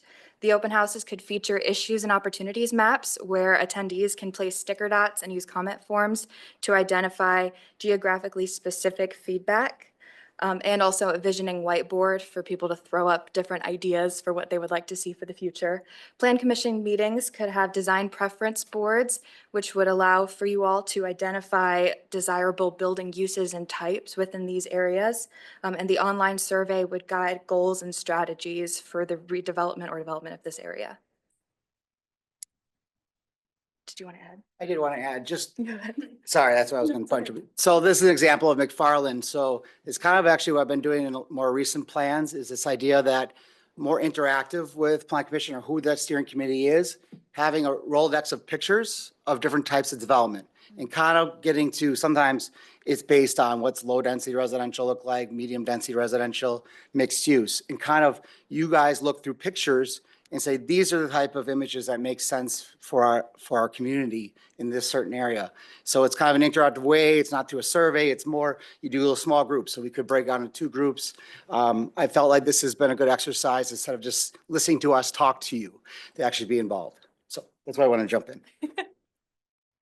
Looking at the content and deliverables for these sub-area plans, they could either be included as a sub-area section of the land use chapter or provided as a separate appendix. Both sub-area plans would include streetscape palettes and design guidelines, in addition to vision statements and strategies and action plan items that would guide development or redevelopment. The West Business District would include a more in-depth urban design evaluation looking at property values and building conditions, overall resulting in a redevelopment opportunities map accompanied by detailed site concepts for key areas to really spur development. And then the East Gateway would provide a more general concept identifying future land uses with a potential road network accompanied by land use character images, kind of like what Steve was describing from that design preference, to give an understanding of the character and density of what those areas should look like relevant to the land use that we've established. Yeah, so you look at the images, in the upper portion on the left side is La Crescent. So obviously there's pressures coming from La Crosse. And so that's more of the detailed, like what are the redevelopment opportunities? You look for clustering of properties that amass enough to say this could be a potential for mixed use or a little bit larger multifamily building. Then on the right side is actually Fitchburg, looking at what is currently Quarry Lands, south of the business park. That PD is to the north here. And so that's more in the character line that we're thinking for the East Gateway is what could a road network here? What is the character you're getting out of just looking at more land use, a little more detailed? So this goes beyond just what a future land use map would show. It shows road network, it shows trails, which is the red dash lines, getting a little bit more of what is this character this could be without getting to the level of this that makes more sense for redevelopment areas. So why MSA? Obviously, you know about us, but I'll say again that we have 400 people. We're growing. We're all in the Midwest. We showed a bunch of projects. We'll see on the next page here. We've done comp plans throughout the 4 states. Locally, again, I mentioned Sun Prairie as an example, just because the growth there and the identity concern is something I think that translates to something that's going on here in Waunakee. We've done over 40 years of award-winning projects. We are working on current projects for you as well. And then I want to pass it off to Emily. Yeah, so to just kind of touch on something I mentioned at the beginning. So we are already working on the sustainability plan with you all. And because the timelines for these 2 planning projects do overlap, we do think there's like a synergy opportunity to sort of specifically around the engagement, combine some of the engagement effort and some of the promotional effort between these 2 projects. So specifically for this plan, we had we proposed doing 1 pop-up, we kind of did that with the understanding that we also are doing 2 pop-ups with the sustainability plan. But really, if we were to be the winning team for this, we would kind of treat all 3 of those pop-ups as an opportunity to talk about the sustainability plan and the comprehensive plan together. And we think that that has a pretty attractive value proposition in the sense that, you know, sometimes when you have multiple planning processes going on at once and they're not done in coordination with each other, you can sometimes get engagement fatigue. You know, why are there 2 surveys going on? Why did I see you at a pop-up booth talking about the sustainability plan, and then I went to another event and you were talking about the comp plan? So we do think that is one other reason to consider MSA for this project, just because we can intentionally promote, you know, 2 really important planning processes that are going on in the village, and kind of present them as a unified front of things that the village is very concerned about and investing in getting people's feedback from. So we wanted to get through that in the 10 minutes we were talking about doing so we can have more questions. So we can go back in time and look at specific slides if you like, but open it up for questions. All right, thank you. Great presentation. What questions do we have? All right. So, Oh, I'm hold on. sorry. Okay, I'm sorry. Yes. Let's, Meeting fatigue. so it's the question that was emailed to you. The Westport is in the process of incorporating, and knowing that because they border us on basically 2.5 sides, how does that affect or adjust your approach to comprehensive planning for the village of Waunakee? Sure. I think you can't completely dismiss that potential impact to the village if they were to incorporate and you are presenting a business park, let's say expansion in that area, and they do ultimately get to incorporate, that would impact your long-term plan. So I think you do want to think both internally about what that could mean. I think you still move forward with your intent to grow, but I think you have to think about that as well as where if you're saying, oh, I'm only gonna put a business park in that portion that they would incorporate, then you'd be kind of pigeonholing yourself to have to rethink that if that were to happen. But I also do believe you should plan on your growth. And so that's foremost, but I think you do want to consider how that may impact where you put your land uses. All right. Other questions? In 2017, you did the Village of Waunakee and the Town of Westport plans. Correct. What is your role with the Town of Westport as it currently sits? I do not have a role. Okay. And I was only on a partial of that plan. So I'm actually coming with pretty fresh eyes on this plan that was ran by Jason Valerius on my team originally. Okay. How does MSA, because they did our previous plans completely, I mean, obviously there's a historical context there, but how do you, in essence, start over? Everybody else here is coming in with basically starting over. So how do you not take that information and just kind of change some colors and send it forward? How do we make sure we really look at it going forward from today and not from the last 10 years?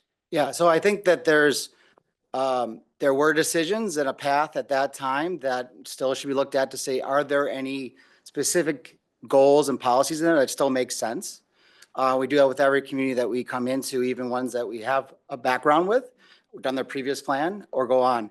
I think I kind of highlighted and I go back to, when we look forward to newer plans, what was done previously might be something you want to rethink, is also to how can we make this a shorter document, get straight to the goals and policies and kind of reinforce that with issues and opportunities and what the public said. I don't think that's ringing as true in the current comp plan for that.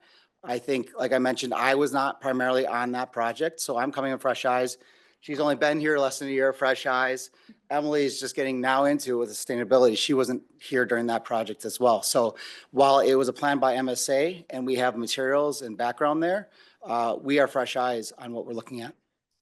If I could also just add, I think that plan, because that was a joint plan with the town of Westport and Waunakee, I feel like that plan had to have like a very specific vision and approach. And we understand that first and foremost, this is a departure from that approach that was happening in 2017. So I think even just the decision to, this is the village going in and doing a comprehensive plan solely based off of the village this time around, I feel like it inherently kind of is going to change the direction and perspective that we take on this project. And it leaves it up that, you know, we can't carry forward big chunks of the previous plan because they're not going to be that same relevant approach that we're taking this time, because this is a village focused approach, this as opposed to the previous plan, which was more of a joint effort. So, yeah, just to reiterating that point, and then to Steve's, you know, you have fresh staff that are working on this as well, but are still relevant, but still have an understanding of the community. Fresh eyes, but then also maybe not blind eyes. I don't know. I'm losing my analogy. How about grounded eyes? There we go. There we go. Trisha. Okay. Brian's still. Oh, I'm sorry. Go ahead. I thought maybe you'd ask. Well, Yeah. it kind of went to lunch. I will switch it up.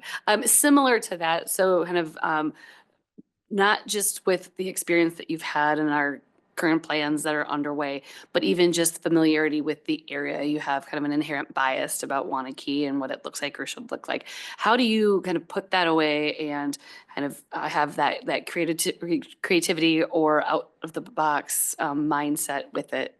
Kind of, you know, you're competing against some firms from outside of Wisconsin that maybe have, you know, different like portfolios of projects that they bring to the table. So what would be your counterpoint to that? Sure. I mean, I'll start again at the point of I live in Sun Prairie. I worked on the comp plan as both a resident, but also working as a consultant.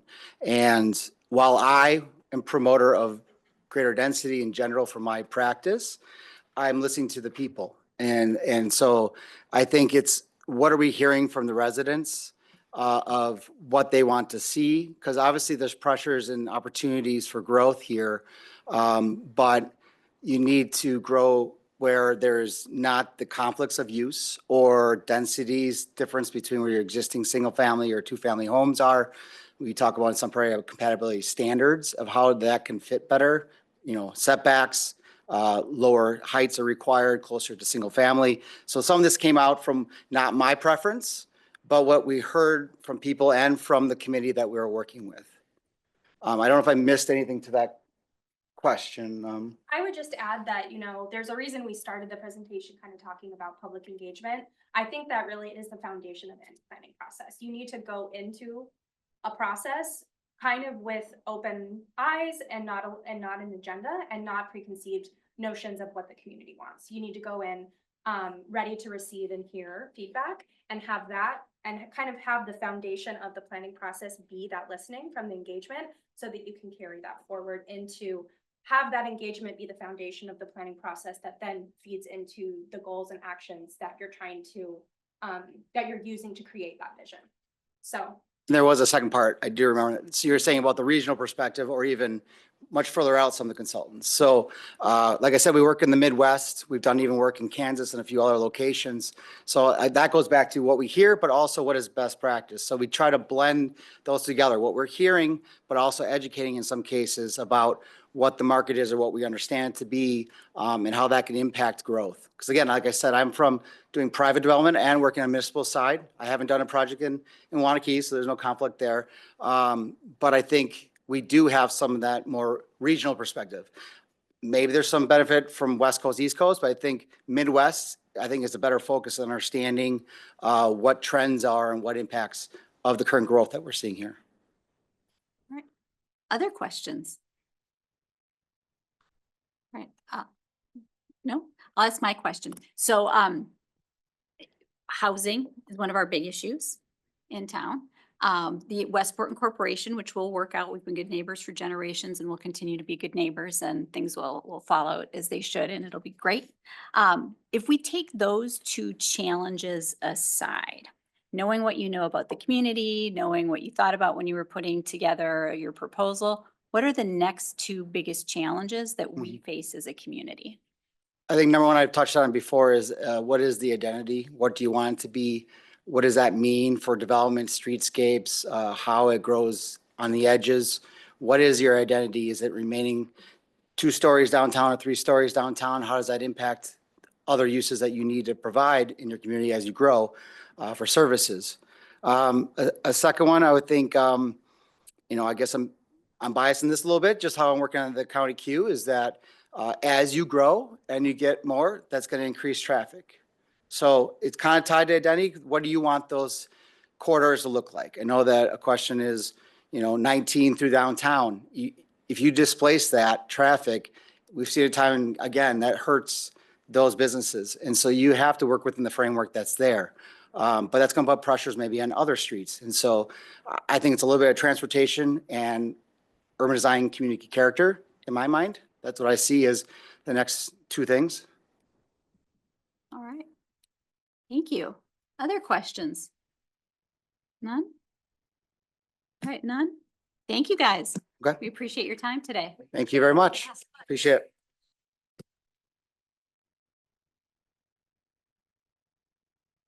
All right. We are at 8:00. Do we want to have a discussion? Do we want to request another month? Talk about it? How do you guys, another month? Yeah. Yeah, if I can. Yes, So please. it's a lot of information, a lot of good discussion. And obviously the proposals themselves were pretty in depth as far as both their experience and their strategy. I personally, I would like another month to digest it. But the other item I'm wondering if it would be helpful for others and not just me, and I know Susan, because we mentioned it, is Lauren, if you had a matrix that you used to score to get to these four, if maybe that's something that you could share so that we could do our own maybe evaluation, but adding like interview discussion as one of those points, evaluation points in that. I think that would be helpful for me personally. Yeah. Yeah, that'd be wonderful. Yeah. Other comments or suggestions? I'm gonna ask Lauren, like, what kind of timeline? Because I know most of them said start in January, so. Yeah, so we were hoping to have a recommendation to village board in January to start in early next year. A couple of caveats to that is one, it's a lot of information to take in from 4 very detailed proposals. And I would completely understand if you wanted to take another month to digest all of this information and come up with your feelings rather than trying to just synthesize everything on the spot because it's a lot of information. The other thing is that there could be more information that we find out about the Westport Incorporation by January. And that could affect the way that we approach comprehensive planning and what our timeline would be.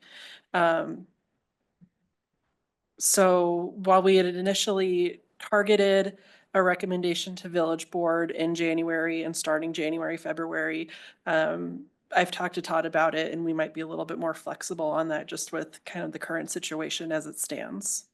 What is, if I can ask, obviously there was some news here with Westport over the last week. Is there some internal conversation happening, or is there other things that are, what would you call it, a checklist for them to get hit on that might impact how we proceed?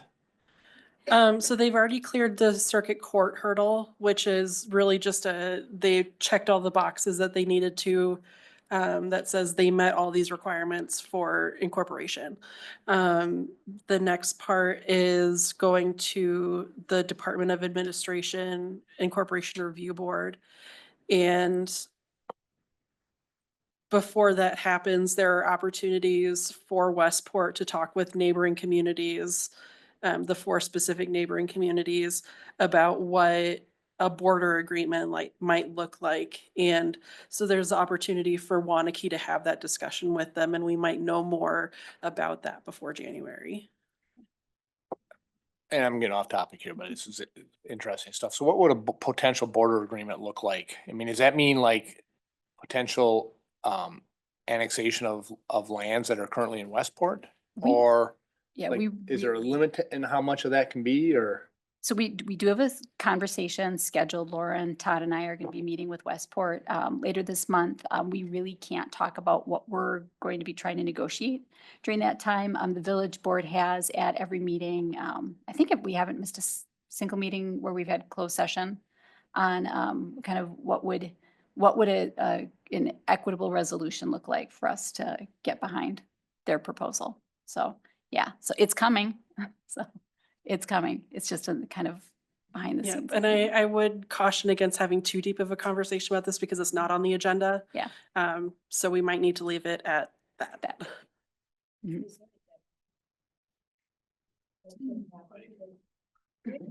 Oh, doing this plan without knowing what's gonna happen is concerning. Yeah, so without, Thus, we would potentially know more by the January Well, meeting. if we So I have- don't have a specific answer for you right Okay, now, so but that means we don't have to rush through. Yeah. Which I would support. Yeah. Is there a way for us to, I had lots of questions on different things. How could we assemble a list of questions for everybody to look at from anybody who's got them so that we could kind of go through those, which would help maybe figure out what the pros and cons are of each of these consultants? I think that's great. Could we send them to you, Lauren? yeah, you can send Yeah. them to me. I'll compile them and send them out. But we would have to be careful that any discussion on those happens in open Right, session. but you could organize them. Yep. For instance, they give us a lump sum price, but then they have all these hourly costs. I don't know what that means. I mean, it says anything outside the scope, who's gonna deter, I mean, I can see lots of conflict in that. You know, how do we deal with that? That's what would happen, like when we quote, same thing for my work, you Yeah. have your standard fee, so if it's outside Exactly. something of scope, then it's whoever does it at that rate. Right. You know, so it can, if you got something outside of scope, it can add up quick, depending on who's working. And like I noticed MSA has you doing a lot of work. They They listed the things that the village had to provide. I didn't see that in anybody else's scope, so I wonder what that means. No, they do and they don't. There's information that they would require us to provide, but that's pretty standard for any comprehensive planning process. So I'm just curious, is that apples to apples with everybody or is it just with them, given what they've listed? I mean, so I'll send my questions. Or would that be reflected in the scoring matrix? Lauren, some of those notes where Yep. like maybe this proposal includes this and this one didn't, just so Yep. we can see where those That would be changes good. would be. Is there any first impressions? I know it's a lot, Yeah. but is there first impressions? Yeah, Good initiative. yeah, you've got, yeah. Well, I like the idea of someone who's more local. I'm not worried about the biases. I think the knowledge of the Midwest is important. Because we are the Midwest. We have different values and, you know, it's not that planners know all the national trends. There's so many national trends in planning. I read about them all the time too. So I think they all have access to that, but knowing what's actually going on here, I think is important. We've got two firms that are local. And I like the idea that they can be here, but I want to make sure that they're very flexible in terms of being able to meet with us. And it's not just, you only get this much of us or it costs. Other impressions? Thanks, Sue. I'm kind of a buy local guy too, but I gotta say, I feel like the reason why you have a name, Waunakee is the only Waunakee in the world, is because we don't want to be a Madison North. Right. And I don't know, I just kind of had the feeling a little bit with Mead and Hunt that there was just like more of that. You know, it wasn't that they were recognizing we have our own identity. And at least I feel like that's important to us. And I think there are a fair number of people in the community that's important too. And so I just think we can't undervalue that somebody gets that. The first group, I was impressed that even though he was from Chicago, he picked up right away on that it was our personality and our, you know, maintaining our identity. So to me, that's something important that I just feel like, I'm not sure that Mead and Hunt quite got that, you know? Right. Other first impressions? Well, I would echo the same, and Tricia had a great question for both of the local ones about the bias, right? I am concerned about that a little bit, that it's just another part of, it's just a subdivision of Madison, and how do we, you know, and the plan, some of the topics that were discussed, I mean, he let it slip about fringe development. You know, and I mean, that's what's this community's done for 20 years. And it's, I'm a little bit like, okay, that's a little concerning maybe. I can get behind some, infill and, development, for density, but I'm curious what a outside perspective could bring. And, I was impressed by the first one too, as well. So. Well, most planners believe in density and urban infill, and they'll all bring that to us. I mean, we have places we can do urban infill. I mean, Hugh is, our commercial district could be very redeveloped. Yeah. But, Chris? I'm all over the board, just based on what I was listening to and heard. I had some challenges. One was MSA saying that we were growing like Sun Prairie, and I do not see us as Sun Prairie in any way, shape, or form. The growth we have compared to the growth they have, how they're doing their growth versus how we've been doing our growth, completely different. So that kind of really pushed me back to saying, I'm not real excited about that. he did That say was- he didn't agree with the very plan. So that one really, and then unfortunately for the meet and hunt, it was too much of, can't think of his name, the main guy. Mark, talking about his own personal beliefs on what it was. And I was worried that was going to be very difficult to separate, because this is what he wants to see, because this is what he'd like to see in 10 years if he's going to be here. Their statistics show, obviously 36% are over a certain age. Well, why do we have 36% still here? That's a pretty high amount. So we are keeping our people here, I think, and doing a pretty good job of that. So I was concerned about them having too much influence over our decisions or our residents' decisions in what they were doing. So the two locals were really kind of not there for me. MSA did say, though, it's what the people want. I don't disagree. They all said that. Want it. They all said that because they have to say that. If they don't say that, there's something wrong with them. They're not good at anything they do, frankly. That's my opinion on that. WGI, my question to them was very pointed as far as they want us. Why did they want us? And I thought their answers were really good. Okay, if they just started off with saying, well, we want to make some money, I mean, that's real, ultimately their business. That's their goal. But what they said appealed to me. With what our goals have been and what they'd look for us to tell them what we want. So I did like that. To Sue's comment about Midwest values, that was what I first, when I was like going through this earlier, it's like, there's not a lot here. It's the South, mostly, a little bit out east, and that was that. So I'm probably giving more than I should be right now, but that's unique. You asked and why I'm all over the board. The first group, I thought were really professional, and and the fact that they brought who they brought here, the president of the company was here to talk about it too, even though they're not local.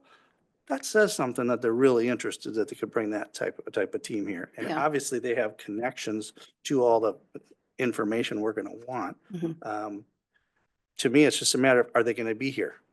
Are they going to truly be here for meetings or, obviously, I was unfortunate enough, and Kristen was unfortunate enough to be through Teams, and Joe maybe too, the Teams world of all the meetings, and they're just not the same thing, frankly.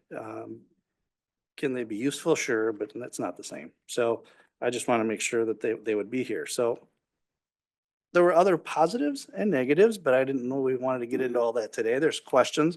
I'd remind everybody, if we do the questions, as Tricia was saying, just send them right to Lauren. And when you send them, Lauren will probably give us all a group. Don't discuss it with one another. Till our meeting. 100%. She gives us that. So just keeping everybody out of trouble here. Absolutely. Yeah, when you say send directly to Lauren, not to the rest of this group. Only Just there. Lauren. She'll put it all together and give it back to us, which we can discuss at the next meeting. So. Tricia and Joe, what do you guys think? I tend to agree quite a bit with what Chris said. I also think what I would add to that is, I think Mead and Hunt had a miss, and this is to not have a little bit more of a diverse group in the presentation, and you're trying to speak to like all of the different, people in the community. And that might just be who is available, and that's what it was.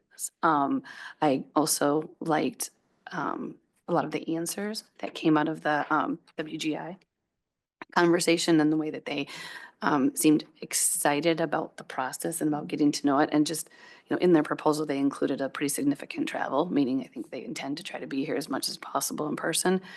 And agree, I think the commitment of having 6 people here from the Lakota group and the different perspectives that they each had, I was impressed by that. So I do like the, like buy local typically, but in this case where, I don't know, just might be interesting to have a different view. Somebody exploring like new kind of where we want to go with us. But Joe, what did you Oh, think? I'll kind of echo that same thing. I think pretty much anybody is going to be able to put together a realistic, useful plan that we're looking for. I mean, that's their expertise. Ultimately, I think they need to use the data that we give them, the information that is gathered from our residents and, everybody else. So I would expect that all of that is pretty much the same. What we're really dealing with is kind of the perspective of the individual groups. I don't want to jump on the bandwagon of not being thrilled with meet and hunt, but one of the statements that I just picked up on, they were talking about, I think some of the redevelopment and that sort of thing. And there was the comment of people we don't want. You know. And honestly, I cringed at that. I'm just, that one really, really hit me the wrong way. I don't know who I would favor at this moment. But I think while I would also like to stay local, I think there may be some good benefit to having views that are outside of the area. Particularly since, ultimately they're going to have to use the data that's given to them from the people who are here. So if they've got a little bit different perspective, they may be able to ask different questions and, tease out some things that we might not otherwise think of. I think it was interesting that 3 of the 4 presentations, or at some point in time, they hit on the fact that 1 out of every 3 of our residents is over 65, that we have an older, a population in some senses, because we are so focused oftentimes on the schools and being strong partners with the schools, that I think we easily forget that we have this, population that remained here. So I was really impressed that they all struck on that. And Yeah. one thing, and that's Yeah. a good point, and Mhm. they've chosen to stay here and are gonna continue to get older. Mhm. And how do we, as a community, what Mhm. things need to be done to maybe Yeah, keep them here, right? Whatever that might look like, yeah. I think is interesting. Didn't one of them say the average Yep. age was 39 though? Yeah. Yes. Yes. Which I thought was totally Yeah. opposite. Yeah. of Yeah, what we was- have a large population of very young people that balances Yeah. out the aging population. Yeah. So was it And nobody in the middle. a average or? It was median 30.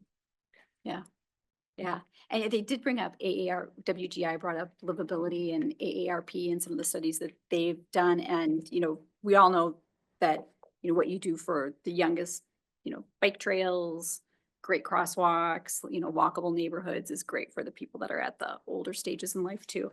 I echo, I think what a lot of you said.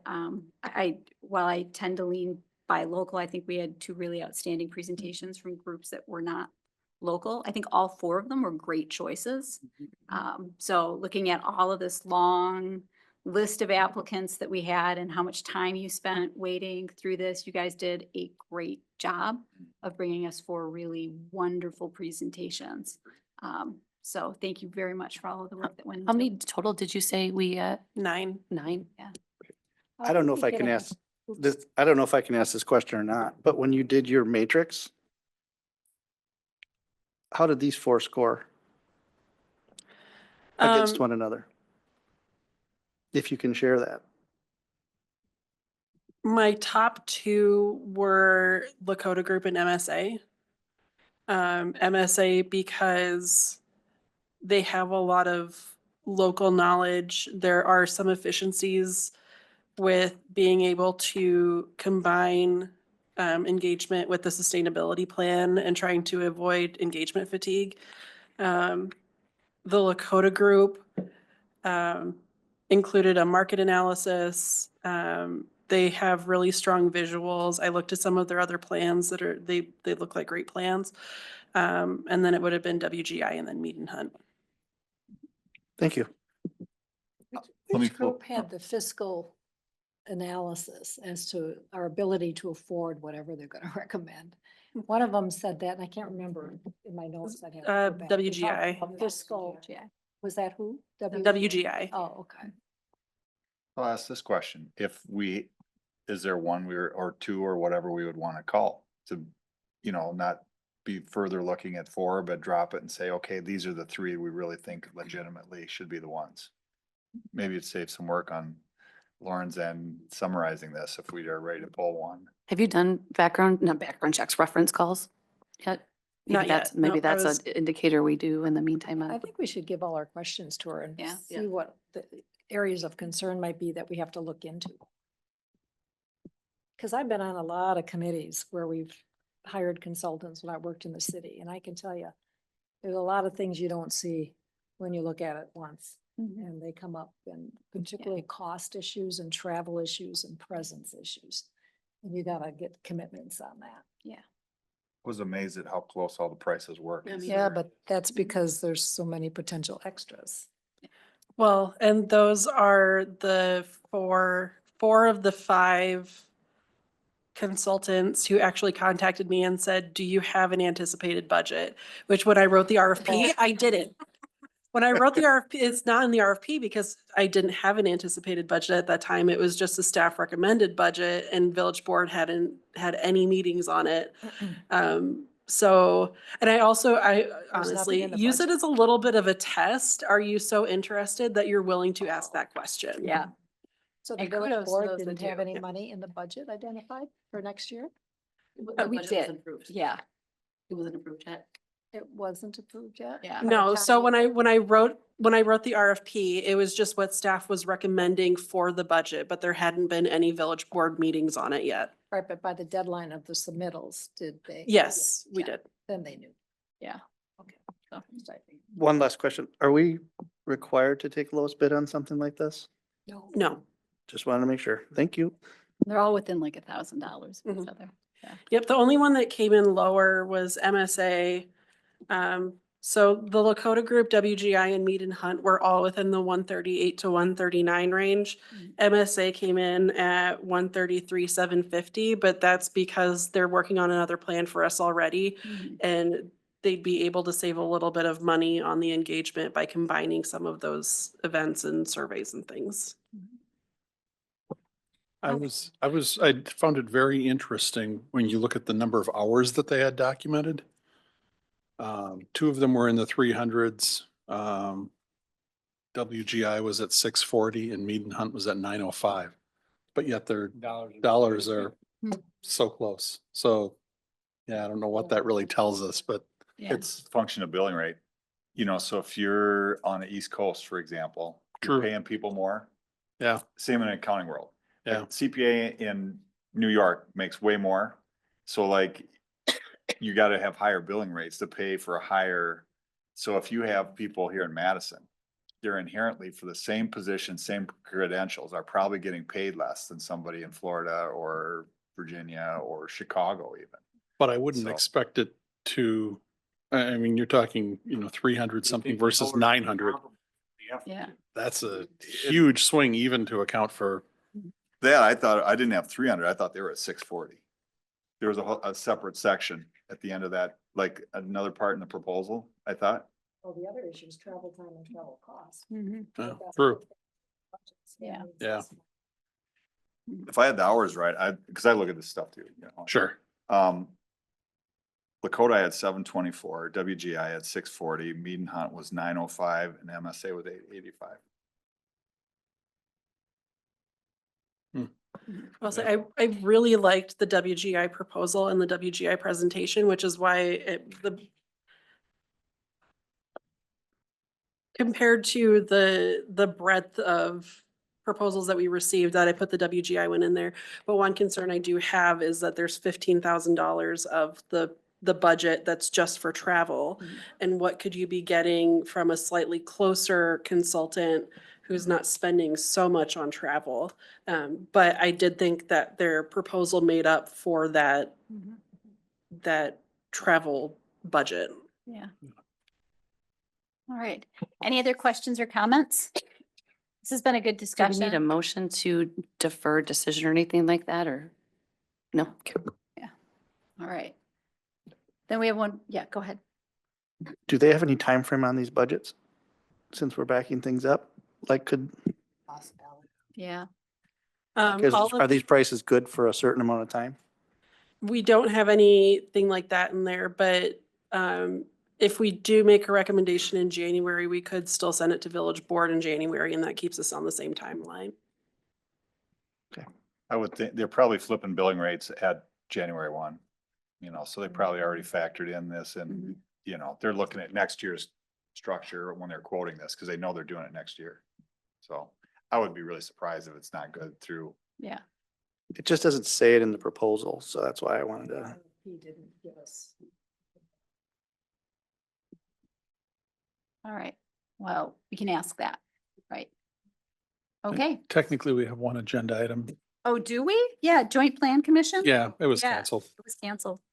but it's So, on there. It's on there. So yeah, our Joint Plan Commission report is that it was canceled for tomorrow night. Motion to adjourn. Second. All right, all those in favor? Aye. Aye. Opposed? Thank you all.